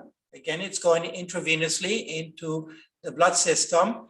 And I have seen a few cases at times when the medical staff is overwhelmed and they're not able to monitor the patient as closely as possible. And I have actually seen patients somewhat bloated, unconscious, on bed, bloated, and sweating out the saline through their pores because they're getting too much hydration. All right, so obviously that's contraindicated. It's an extreme case, all right, and it may have been at the shift of the nurse. I don't know what happened, but that patient was being overhydrated. All right, so just to say that it depends on the condition of the patient and the diagnosis and the prognosis. Nutrition and hydration may be separated. If they fail to pass a swallow test, for example, they may just be provided with hydration. Again, the patient, depending on the condition of the patient. But even that hydration will be monitored. There is a time when the hydration also is contraindicated. If the kidneys are shutting down irreversibly, renal failure, what happens, that's one of the cases. When the kidneys are no longer absorbing sufficient water out of the bloodstream, then that water is being retained. And so that's a case where hydration is contraindicated. Otherwise, the patient is going to bloat, literally puff up the body because it's getting too much water systemically. All right. So in principle, yes, they are normal means, ordinary means of life support, but they can become extraordinary also, depending on the condition of the patient. All right. The other one is, as to your other question, if the documents were partially filled out, or even totally filled out, but you did not really give them to anyone. Well, it depends if the doctor discovers them or not, or if your spouse has the document and is bringing the document with him, happens to have him in the car, whatever. It depends a lot, but there's always the default. Like I say, the default is going to be the spouse, all right, or the next of kin. And if there's no one that is clear and obvious, the court will appoint someone. And then we go by what that proxy is saying, but the proxy should always have the best interest of the patient in mind, not the best interest of the proxy, right? Because it's not the proxy that's being treated. Okay. So yes, that's why, again, why I'm bringing these issues up now, so that when you are all healthy and clear and sound of mind, that you talk about these issues. As priests, as clergy, we have to do it. I don't know if deacons, if the archdiocese is also requiring the permanent deacons to do it. Maybe they are.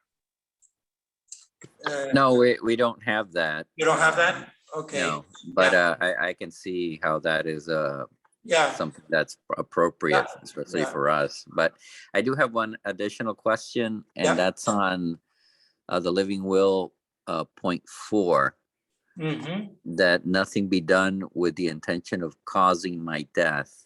Right. And it's a nuanced definition of causing my death, because I'm thinking if I'm in a coma and they're just, I'm going to use the word futile. And Yes. that's where I was looking in the article to see if there's something explanatory there. Right. And I'm on dialysis, and they say, well, let's stop doing dialysis because this person's going to go ahead and pass, and I die of renal failure, uremia, or Right. they withdraw the ventilator. Mhm. Those would both, quote unquote, cause my death. Although, as you said, I'm already dying. I'm in the process of dying. Right. So I'm not sure Right. how that one could be Right. applied. That word "nothing" Right. is very stringent.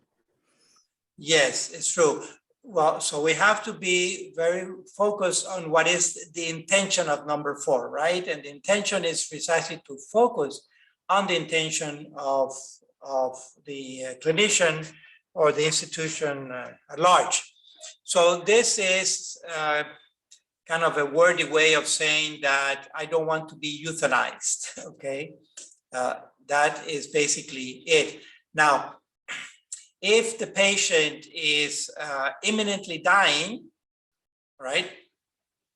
See, if the patient is imminently dying, then I may have, if I'm the patient and I'm dying imminently, I may have the life support withdrawn or withheld.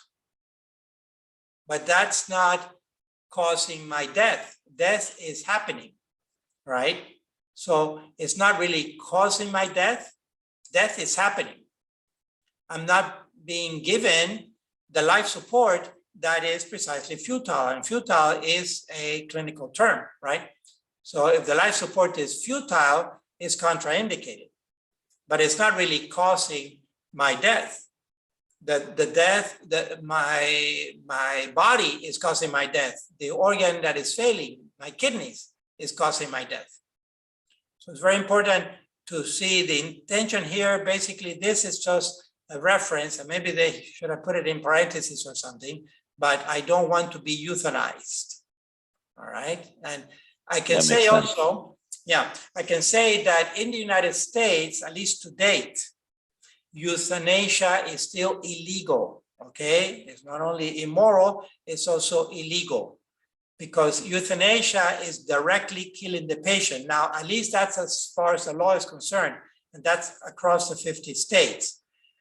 It may be happening by neglect, especially in nursing homes. Some nursing homes that don't have the best of care, right? It may be happening by neglect, but euthanasia as actively killing the patient is illegal in the United States. Different from physician-assisted suicide. Physician-assisted suicide, like the word says, is the patient killing himself or herself, all right? And so again, we'll have another lecture on that one there, but just to be clear, this number 4 is a reference to euthanasia, right?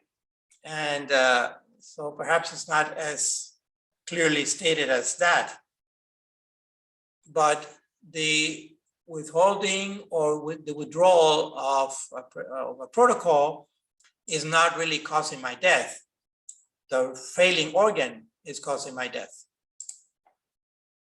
Okay. But Father Very clear. Shofi, I understand all you're saying, and it is clear, and I don't want to go to the streams because of course that is probably not right. But who really knows? Because I mean, okay, doctors have experience, but if you disconnect, and how long that the person really has to die? Is there like a timeline for that? Like you said, okay, we're taking this out of the person and we're not going to give anything because this person is imminent dying, but what is considered a reasonable time for that person to die? Exactly. A day, a week, Right. a month? Well, you can see, Christina, that your question really is it's a probabilistic question, right? Because obviously none of us know exactly when we're going to die or how we're going to die, right? But this is another one of those bridges.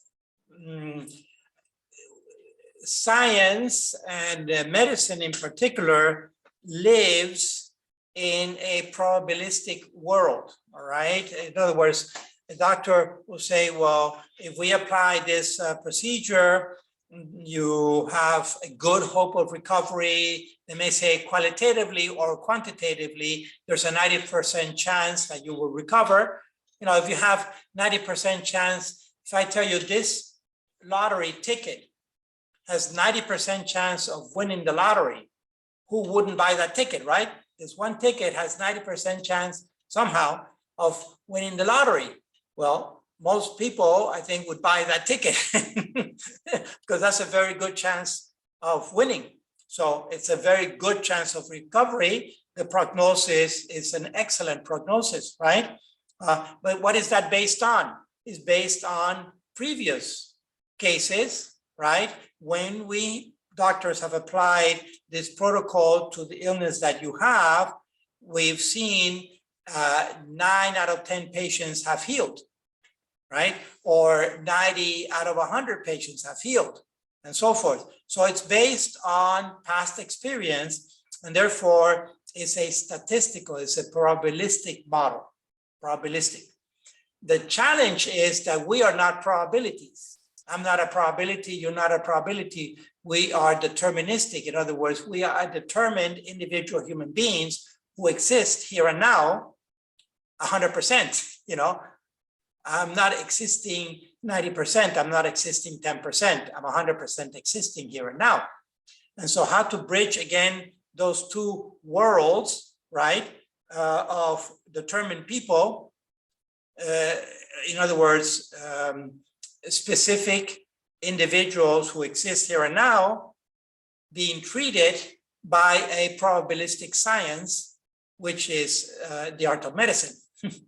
All right, and so that's another one that needs to be bridged, but they just go on past results, and that's the best they can do. So at this point, imagine all the cases that have accumulated in time, especially in the recent decades where there's many more publications. That's why also by, any professional has to go for updating professional development, and they stay up with the literature and so forth, and they see the latest procedure and how successful it is. So it's part of the competency of that field. The medical profession needs to know to a good level of assurance that this procedure has worked so well in so many other patients that there's a good hope of recovery or not. So again, it's all going to be based on past experience, but we cannot ask the impossible from the medical profession. That is also a big issue at times when, especially with next of kin come, and they're really asking the impossible. They're asking the medical profession to heal their loved one who has no healing available at this time in our history, right? We've advanced a lot, but medicine certainly cannot cure everything, okay? And so we have to be realistic about what we ask of the medical profession. We have to be very realistic, and sometimes we have to deal with siblings or other family members because they're not being realistic. They want the impossible to be done, and it's futile. It's not going to work. Okay. Father, Jose again, and from a personal perspective, this line is very, I would say, endearing to me. Up there in the statement of faith, there's in the middle that it says that I have the duty to preserve my life and to use it for God's glory, glory be. But the duty to preserve my life is not absolute. There you go. For I may reject life-prolonging procedures that are insufficiently beneficial or excessively burdensome.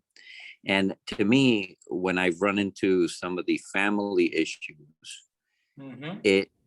I think there's a sense sometimes, and they're very religious, that they think that they're doing something wrong by agreeing to withdraw life prolonging procedures that are insufficiently beneficial or excessive or burdensome. And I, from my perspective, I would, if there was a checkbox, it says I may reject, I reject. I would just put that there so nobody has any qualms about withdrawing me. But that's not something that's usually discussed. And I don't know if that comes from any particular segment in Catholic teaching that I could refer to. They say this is our church's position on it, other than the document, because I see some references down there. Well, you can see that this kind of language is amenable to the ERDs, right? So that's why I always carry one around. And the ERDs are very helpful because that again anchors it to the Catholic Church in the United States. And by the way, I remember again that they have been translated into Spanish, because here in South Florida with the Hispanic population and throughout the United States, the Hispanic population continuing to grow quite a bit, traditionally coming from a Catholic background, right? So you can point to the ERDs, you can point to the decree on euthanasia from the Vatican. So even the ERDs have gone to the Vatican for vetting and have Vatican approval, all right? So this is right at the core of our tradition.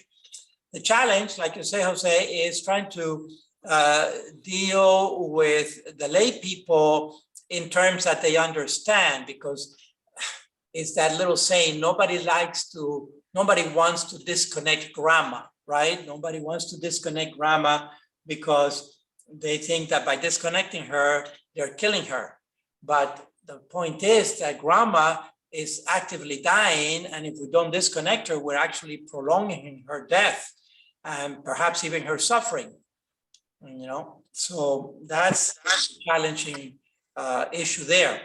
That's also, but you see how it introduces, it's not absolute. My duty to preserve life is not absolute, right? Remember, so that's why I took that extra step to talk about fundamental value, that human life is a fundamental value, but it's not an absolute value, okay?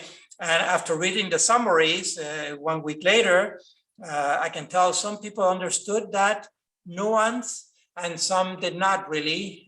So I invite you to go back, but you need to reflect a little bit more about the distinction between a fundamental value and an absolute value, all right? And I understand that it's a little more philosophical, and many people don't have a formal philosophical background to them. But this is, see, it's clearly stated, my life is not an absolute value, all right? And there comes a point where I need to accept the reality of death, the dying process. Father, I want to add, this is Farid. Farid, yes. Related to Cristina and to Jose. I'm going to talk about short 3 cases. A patient with ALS terminal phase that is having dysphagia, not having a lot of problem to eat. So he's almost paralyzed with the lock-in syndrome that you talked about last time. Yes. He refuses the peg tube feeding. The patient refused the peg tube feeding, and the family. So the doctor comes to see the patient, and by compassion, said, I'm going to start the patient on a morphine drip. This is number 4. Nothing be done with the intention of causing my death, because this will be euthanasia. You are going to put the patient in a morphine drip that it will be increased until the patient dies. The second case is a patient with a CVA, with a... Explain CVA for us, please. Yeah, it's cerebrovascular accident. Yeah, a stroke. The stroke. So, yeah, the patient has it ends with a dysphagia. That means that the patient is having a lot of problem with swallowing and Swallowing. aspiration pneumonia frequently, goes to the hospital frequently, is having problems with eating, and also is having difficulties to express himself. So expressive asphyxia, that is the term. So the patient is alert. He can swallow, he can follow commands, he can express himself, even though he has some expression of aphasia, slurred speech, but he can express himself, etc., etc.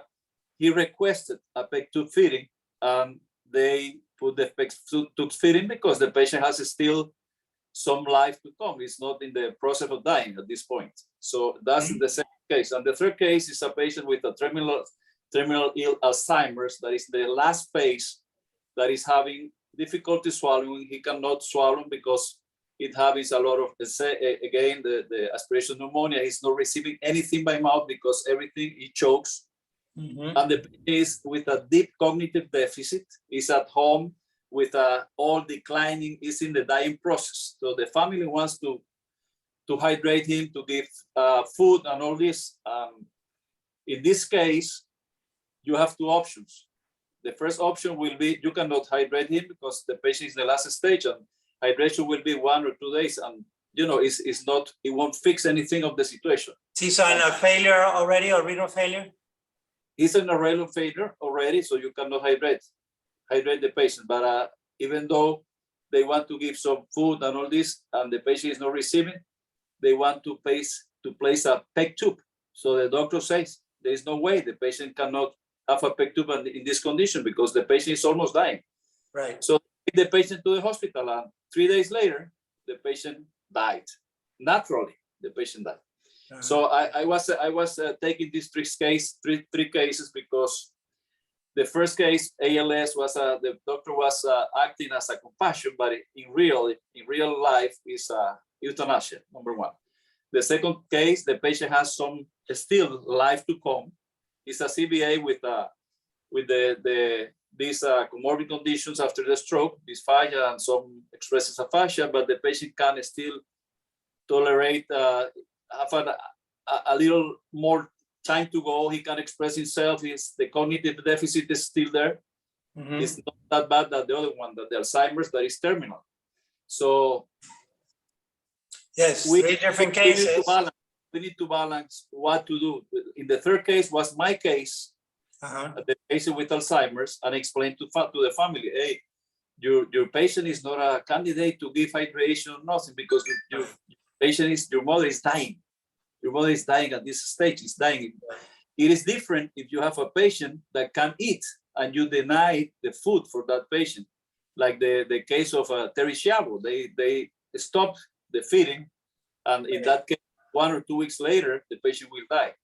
In this case, it's the increased burdensome that we are talking about, and this all the nutrition and hydration the patient, he will receive. If you give hydration for 1 or 2 days or 3 days, it won't fix the situation. After you send the patient home back, the patient will continue the same, will be having the same issue, won't receive anything, choking.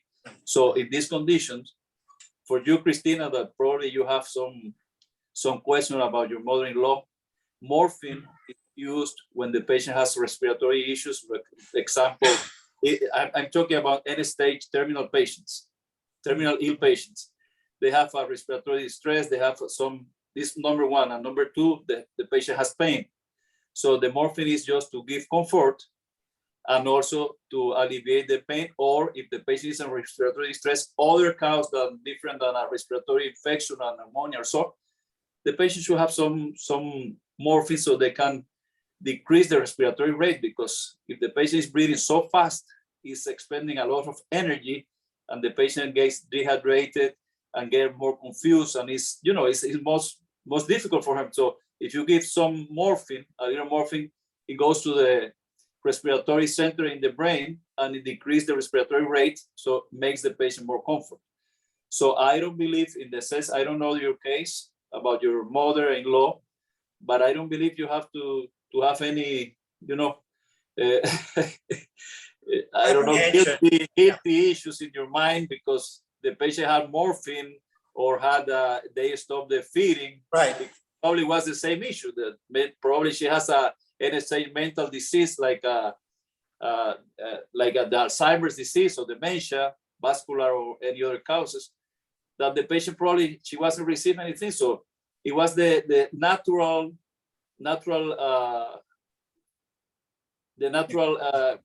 disease, the natural stage of disease, you know, in the last stage. So you wouldn't do anything placing a peg tube for feeding or giving something, because it will happen the same with this patient that was choking all the time and having aspiration pneumonia. I don't know if this helps, but it's my daily practice. Yeah, you talk about three particular situations, three specific patients. To me, it's all about what is medically indicated. What is medically indicated, right? Because we're focusing on what the patient needs, and then how to translate that into something that the next of kin or the loved ones can understand. I was taken particularly by the first case that you say of the patient with ALS, and the doctor just attributed himself to give him the morphine, but it was not indicated. In other words, ALS that we know of was not really causing pain to the patient, and it's nothing that morphine will alleviate. The morphine there, the intention of that morphine was precisely to cause the death of the patient, to shut him down, right? And so we can see that it's a very different intention. It's not the proper medical indication. In my opinion, he attributed to himself a role that was not the medical role. It's an abuse of a clinical situation. But of course, he's a doctor and he's prescribing, and therefore it could get by legally, right? But ethically, it's not correct. There obviously there's a lot of nuances in a particular case that you can't really bring out in just a few sentences, but I also don't want to present the situation that there's one way or another way. Each case is very individual, and again, as Dr. Free pointed out, morphine can be used in a lot of different scenarios. Even in hospice care, and when there is Catholic hospice, they use morphine drips towards the end of life, and it does ease the discomfort of the person, because death is not always a very passive process, and it can be quite uncomfortable for the person for different circumstances. Yeah, so also what I think is what you said is intent and discussion with the family and healthcare personnel are key. Right, and also keep in mind, again, it's a dying process, right? So as the patient is dying, the scenario may change, and what was not indicated before, even a few hours ago, may be indicated now, right? It's a dynamic process that is changing, and the collapse of one system will have an impact one way or another on another organ system, which now elicits perhaps altering the protocol somewhat. They have to be monitored. But one thing is monitoring a morphine drip, and another thing is just giving that overdose, right? And that's where we draw the there's line. presentations, obviously, which are moribund, and a thing called heroic measures are performed.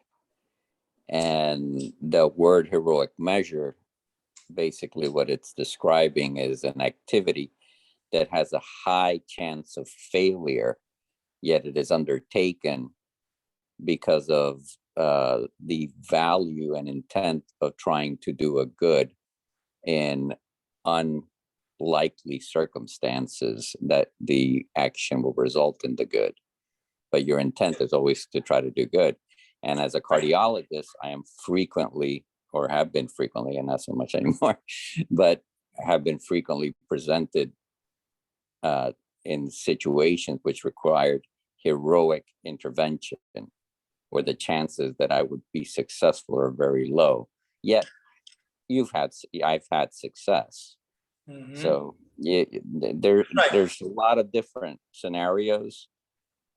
Unfortunately, because of the blurring of our ethics and how intentions are manipulated and other, I think, external factors influence how we do things and what we do, Mhm. there's a mistrust which has been created between the medical folks, medical providers, and the general public, which is very, very unfortunate. Yes, yes. Because in the end, even I, as a physician, when I require a physician, I have to trust that person that they'll do the best thing that they can for me. Always understanding that there's always a risk in everything that happens, or that all outcomes aren't going to be positive. Absolutely. That's why, yes, I asked you also to read that section on the ERDs that talks about the doctor-patient relationship, that section 3, part 3, because there it states very clearly that that relationship is a relationship of trust, confidentiality, and the best intentions on both parties and so forth. And the trust is an issue that we have difficulty today, right, in society at large. Do we trust the government? Do we trust politicians? Do we trust lawyers? Do we trust doctors? There is a crisis of trust, I would say, today across the board. So we're living these difficult times, you know, that we need to get through and rebuild that trust across the board. Otherwise, we end up going into an antagonistic model, right? If I start distrusting everyone, I'm gonna live a very, very sad life. So yeah, a lot needs to be done in that area of reestablishing the trust between, in this particular case, the doctor and the patient and the other family members. I want to move forward unless there's anything else pressing here. Well, the only thing that I would like to Yeah. just to comment is that first of all, thank you. That I think that there's a lot of education that needs to be done in this area, because at the end of the day, everybody's going to face this at some point or another. Right. And I think in general speaking, because of the distrust that Dr. Martinez says, and because of what Dr. Farid says about, you know, people going into these procedures and they really don't know what to expect. I think that maybe we need to work more in educating people in general in our parishes about how to proceed when something like this happens.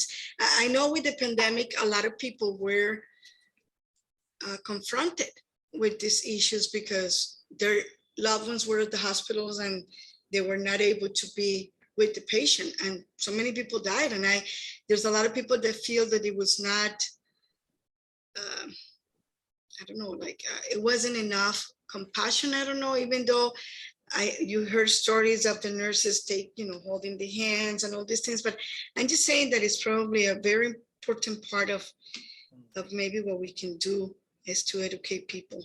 It's very difficult. That's precisely one of the purposes of this course and the whole program actually is, as you all become more educated and aware of these issues, then to pass it on. Once we acquire knowledge, we acquire also a responsibility of passing that knowledge to the best of our ability, precisely to start or to contribute in the restoration of trust, especially us who have survived COVID and have survived 2019, 2020, and 2021, all right? Now we do have an added responsibility to bridge that mistrust that happened in the healthcare profession here, other countries of the world, and so forth. We need to work actively on restoring that trust between the medical profession at large and the medical profession and the population at large. We can all do our little part for that, okay? So let's do work actively on that. Let me move forward to the power of attorney, because I mentioned it's not just any power of attorney, it's part of the second of the three documents, right? Living will, power of attorney, and DNR. But this one is a durable power of attorney, durable, meaning that durable actually kicks in when the person is incompetent. So a normal power of attorney, for example, any number of you may have a power of attorney given out to your attorney or to a proxy or an agent who represents you. And it may be for financial reasons or for health reasons or any other reason that you have a power of attorney, right?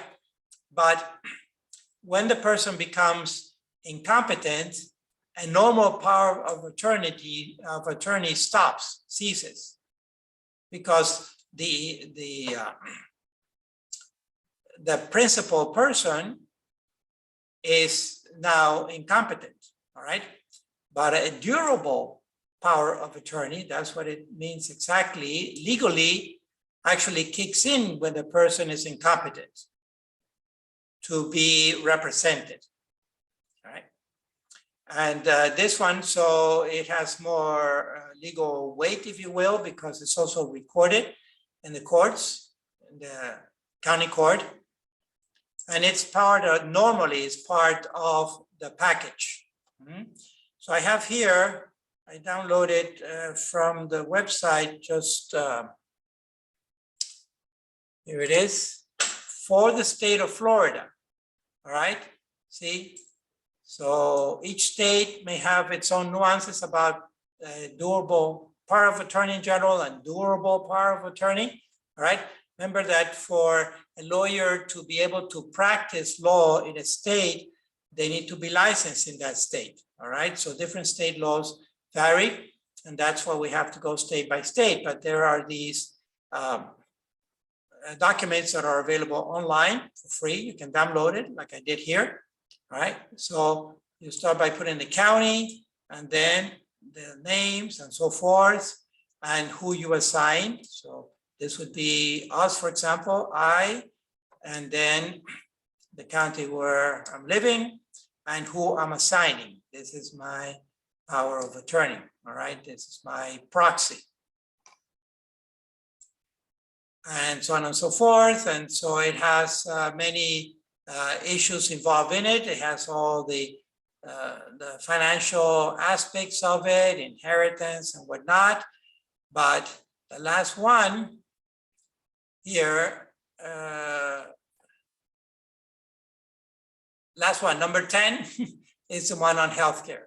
Okay, so this is where this proxy who's represented me, this agent, has authority to represent me in medical decisions, right? From the legal perspective. So you can see here that essentially this durable power of attorney gives the agent to represent me as if that was myself, thinking and making decisions on my behalf. And they are binding. Those decisions are binding. You don't want to go through it. You can go through it in detail if you want. I gave it to you there, all right? But you can go through all the points there. And then, of course, at the very end, it has to be witnessed. 2 witnesses. And then finally registered in court, notarized. Okay. And registered in the county court. So that's a power of attorney, very powerful. It can be revoked, but it's very difficult to revoke. So when you assign someone, and it's all about assigning someone who will represent us in all these things, you want to think very carefully about who's going to represent you. It's not only the health, it's also the financial things. Everything is lumped in. So really they are just acting on our behalf for whatever legal aspect comes up, all right? So that's the durable power of attorney. And again, durable means that it actually kicks in when we become incompetent. It's a specific type of POA. Oh, sorry. Okay, continuing then. Now the DNR order, which is more on the clinical side. DNR order, as it says, is do not resuscitate. In other words, do not engage in CPR, right? In case my heart stops. That's the DNR order. It is part of the advance directive. It can be a standalone also. Any one of these three documents can also be standalone, okay? So the advance directives normally is the package of the three documents, meaning the living will, the durable POA, and the DNR, but each one of these documents can also be standalone. This one in particular is normally put in the chart of the patient in the hospital. And so that it's, and I understand it has to be the front on the top of the chart. And I believe, at least in the state of Florida, it has to be in yellow. So here is an example of a DNR order. This is from the Florida Department of Health, right? So again, it's another official document. Name of the patient and the date. And then you have some options. If you want to assign a surrogate or a court-appointed guardian, proxy. So for the state, it has a surrogate and a proxy are different. I confess, I don't know the difference really. It looks like the proxy is more legal because it goes by some statutes. All right, so Florida statute here. And also if there is a durable power of attorney associated with this DNR. You can check all those. And this would be the signature, for example, of the proxy. If we have assigned one, this would dovetail in with the living will. And then the physician's part, signature, name, and contact information. And then what happens is you fill out this other little label down here and you cut it here, all right?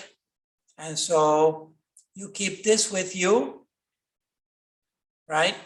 This little part, the bottom part, and then the rest of it, the top part goes onto the chart, printed on yellow paper. Otherwise, it's not binding. But if it is printed on yellow paper and it's filled out, it is binding. And these are doctor's orders, all right? So they need to oblige.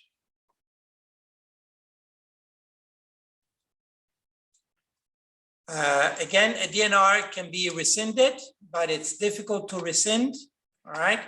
So one has to think hard before signing this form. Or if it's a proxy, then you're doing to the best of your ability, obviously. But it's legally binding and it's clinically binding. All right, so that's with regards to the DNR. Like I say, it goes on the chart. I understand that it goes on the top of the chart, the medical chart, which sometimes medical chart, the medical records of the patient can be sometimes an inch thick, all right, with all the documentation of everything that's been done on the patient since admission. So that gives top priority. Okay, finally, what I have is two more issues are the POLST and MOLST. These are the acronyms for physician orders for life-sustaining treatment and medical orders for life-sustaining treatment. What we see here is kind of a pendulum going back and forth. Traditionally, it has been the doctor to determine the course of treatment for the patient, but then with the rise of consent and informed consent and patient autonomy, right? Patients gain more and more rights and even legally.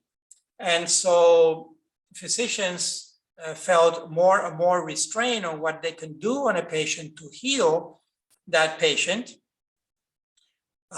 because they have the expertise. They're the ones who went through medical school to learn the craft. And here they're being constrained by patient or sometimes proxies or family members, people who have not really studied medicine formally, all right?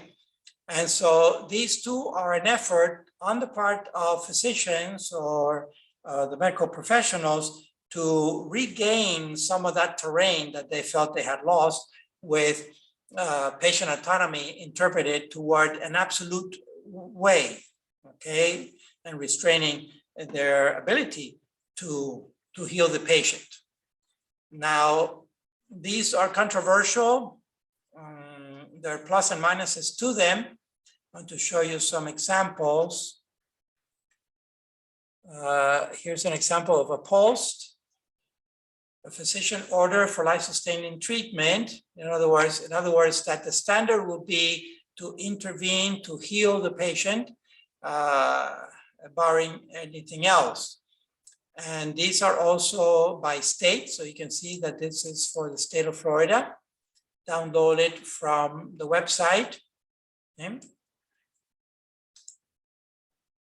So basically, are four options here. The first one, to resuscitate or not. Okay.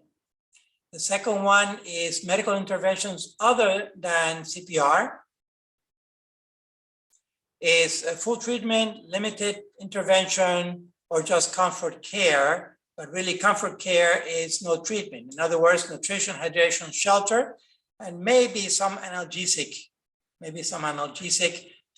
for pain management.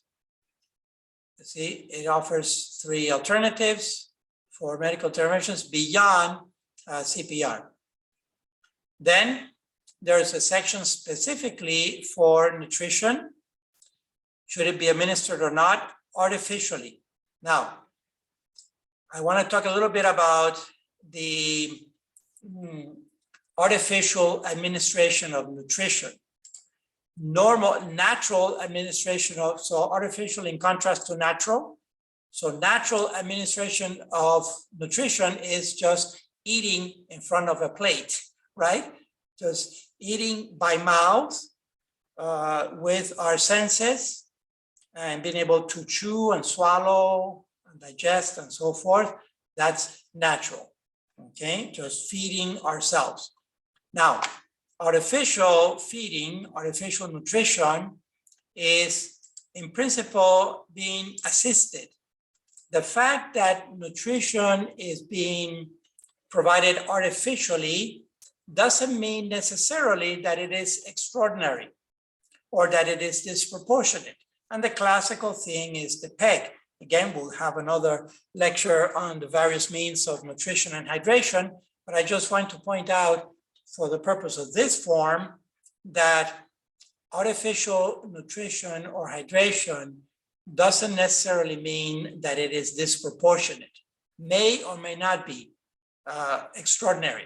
So a tube to the stomach, right, a PEG, is certainly artificial because we normally don't feed ourselves through a peg, right? We feed ourselves through swallowing, through chewing and swallowing, or even an NG tube, a gasogastric tube, a tube that goes through the nose down to the stomach.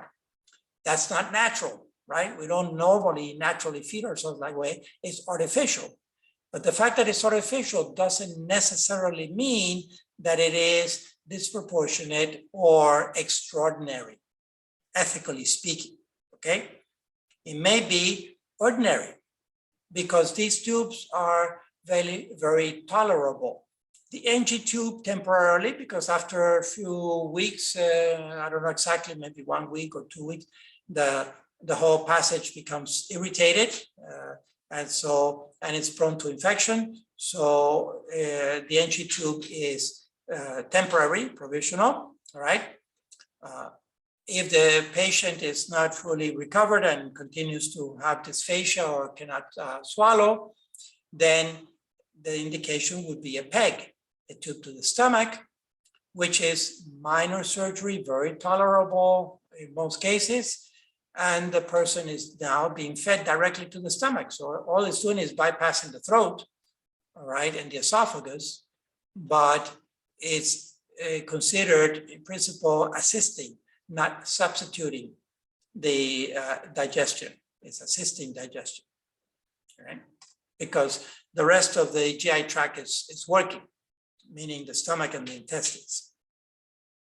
So here's a section for artificially administered nutrition, long-term, to continue, which typically will involve a peg, or on defined aspects, defined trial, or no artificial nutrition at all, which in principle is not ethical because we're denying basic care.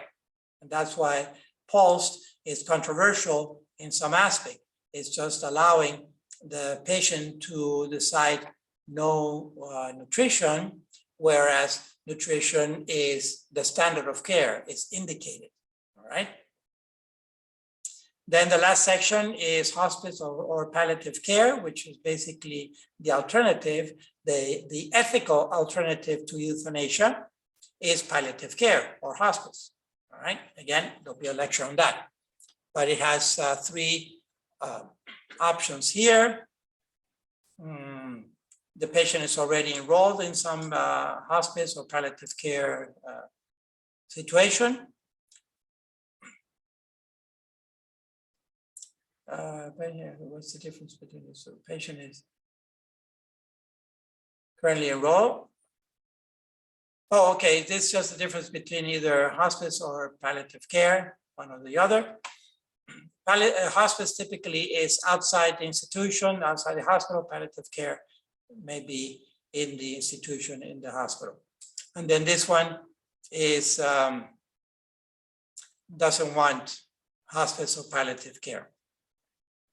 Again, a little constrictive, if you will, to only these options, right? Doesn't allow for other possible options. Then the customary signatures and so forth. Finally, the documentation. Everybody that gets the document, that gets this post, check, check, check. And then how to change, how to revisit. Here has even a place for revisiting the form. And periodically this form should be revisited and rescinded. They're difficult to rescind, right? So then again, it's important to think about it well and to read it carefully before one signs one of these. But when you do sign it, then it basically tells the doctor how to proceed, and it's legally binding, right? So that's the POLST, Decision Order for Life-Sustaining Treatment. And this is for a medical doctor, either an MD or a PO. So again, is the doctor trying to regain some of the medical authority for treatment and try to clarify with the patient what the patient wants done or not done. But it's more, I can tell you, it's more on the clinical legal side. There's less ethics involved here because a person may be, for example, here checking on comfort care only, whereas their condition is certainly treatable. But they've opted out with comfort care, they're opted out of treatment. And yet their condition is treatable, right? So that's the problem with this POLST form. It's controversial on a number of issues. It's kind of restrictive with only these options in the checkboxes. And finally, the other one is a MOLST. So the acronym is a takeoff on POLST. This is medical orders on life-sustaining treatment.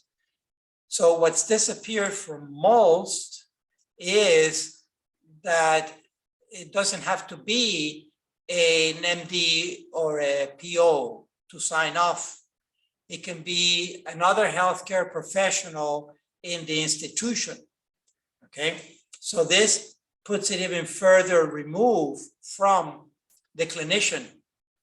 It could be, I think there's actually a list down here of who can actually sign. Let me see. This one is from Rhode Island. Not every state has a MOLST, all right? But this one is from the state of Rhode Island Health Department. It's the one that I could find. I couldn't find one for Florida, so I presume that the Florida Health Department has not put out a MOLST yet.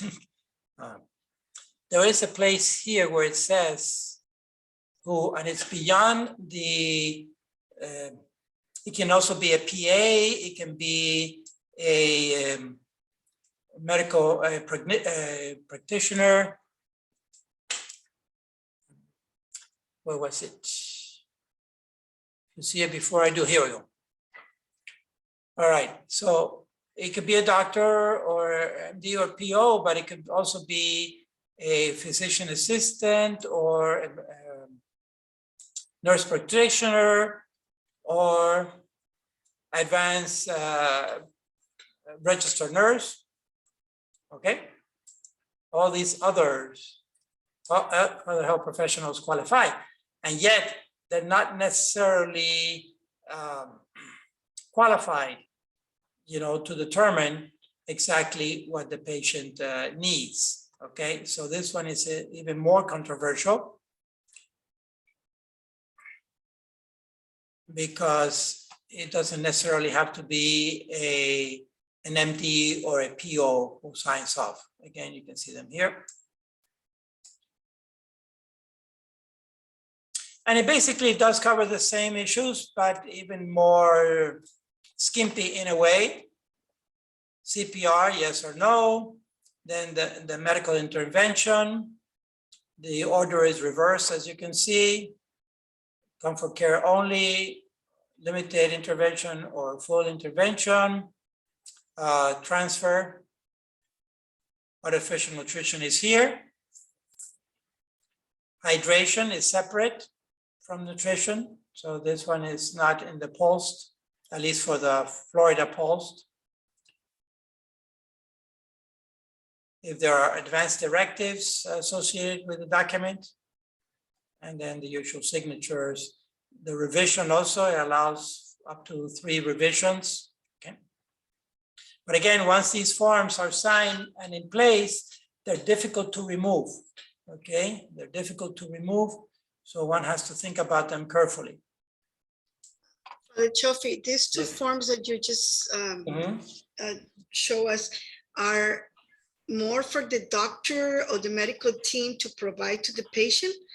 Yes.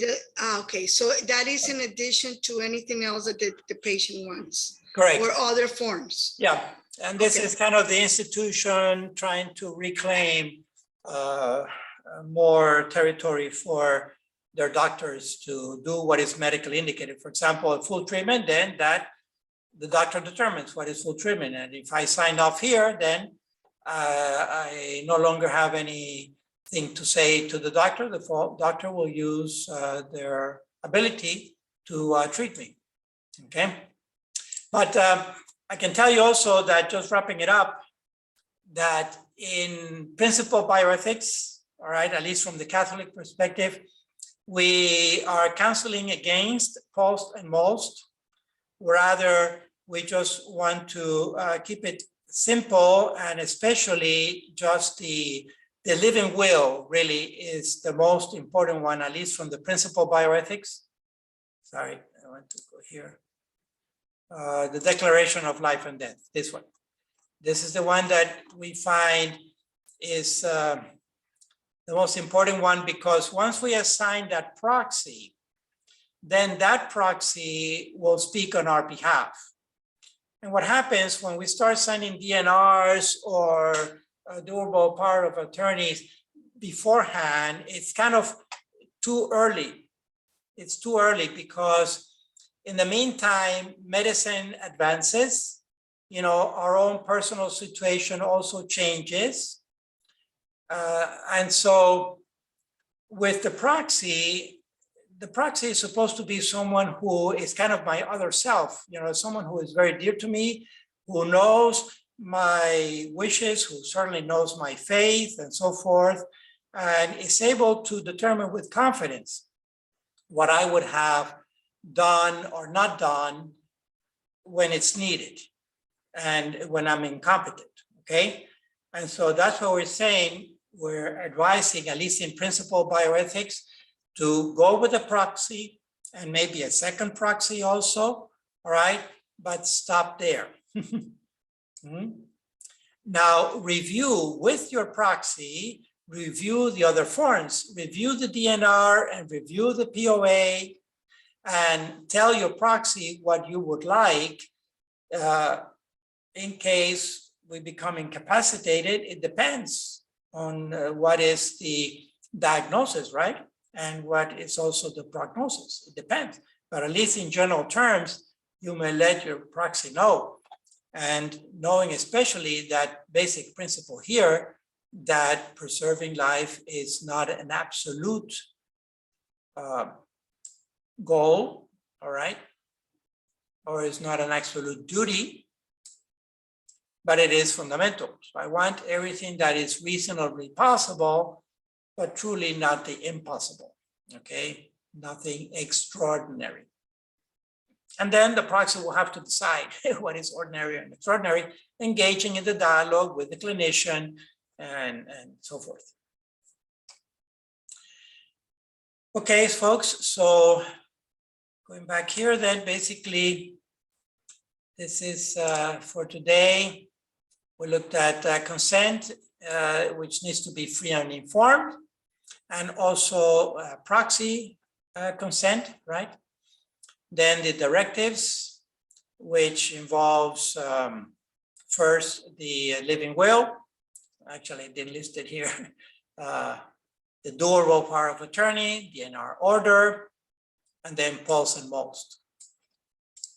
So you can see that this lecture is has a lot of the legal aspect involved in it.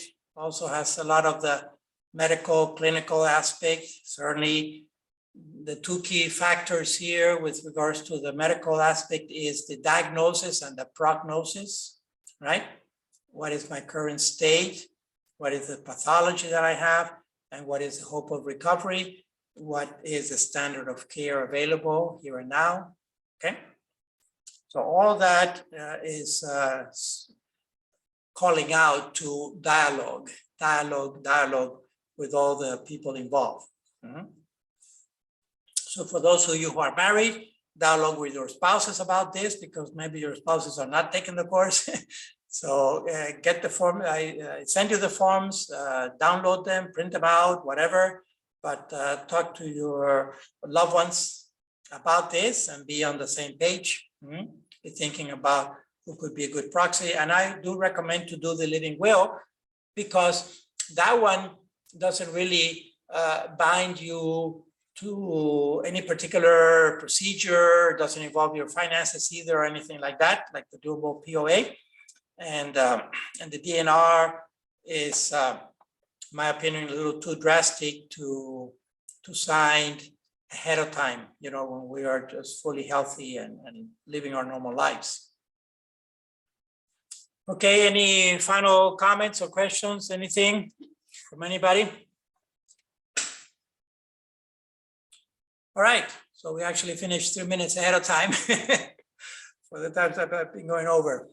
Good, thank you very much. I love it when we have good discussions there. You know, everyone has a contribution to make and from different perspectives and experiences that we've had. So I always encourage everyone to participate and chime in, you know. So we go forward, all right? We have now,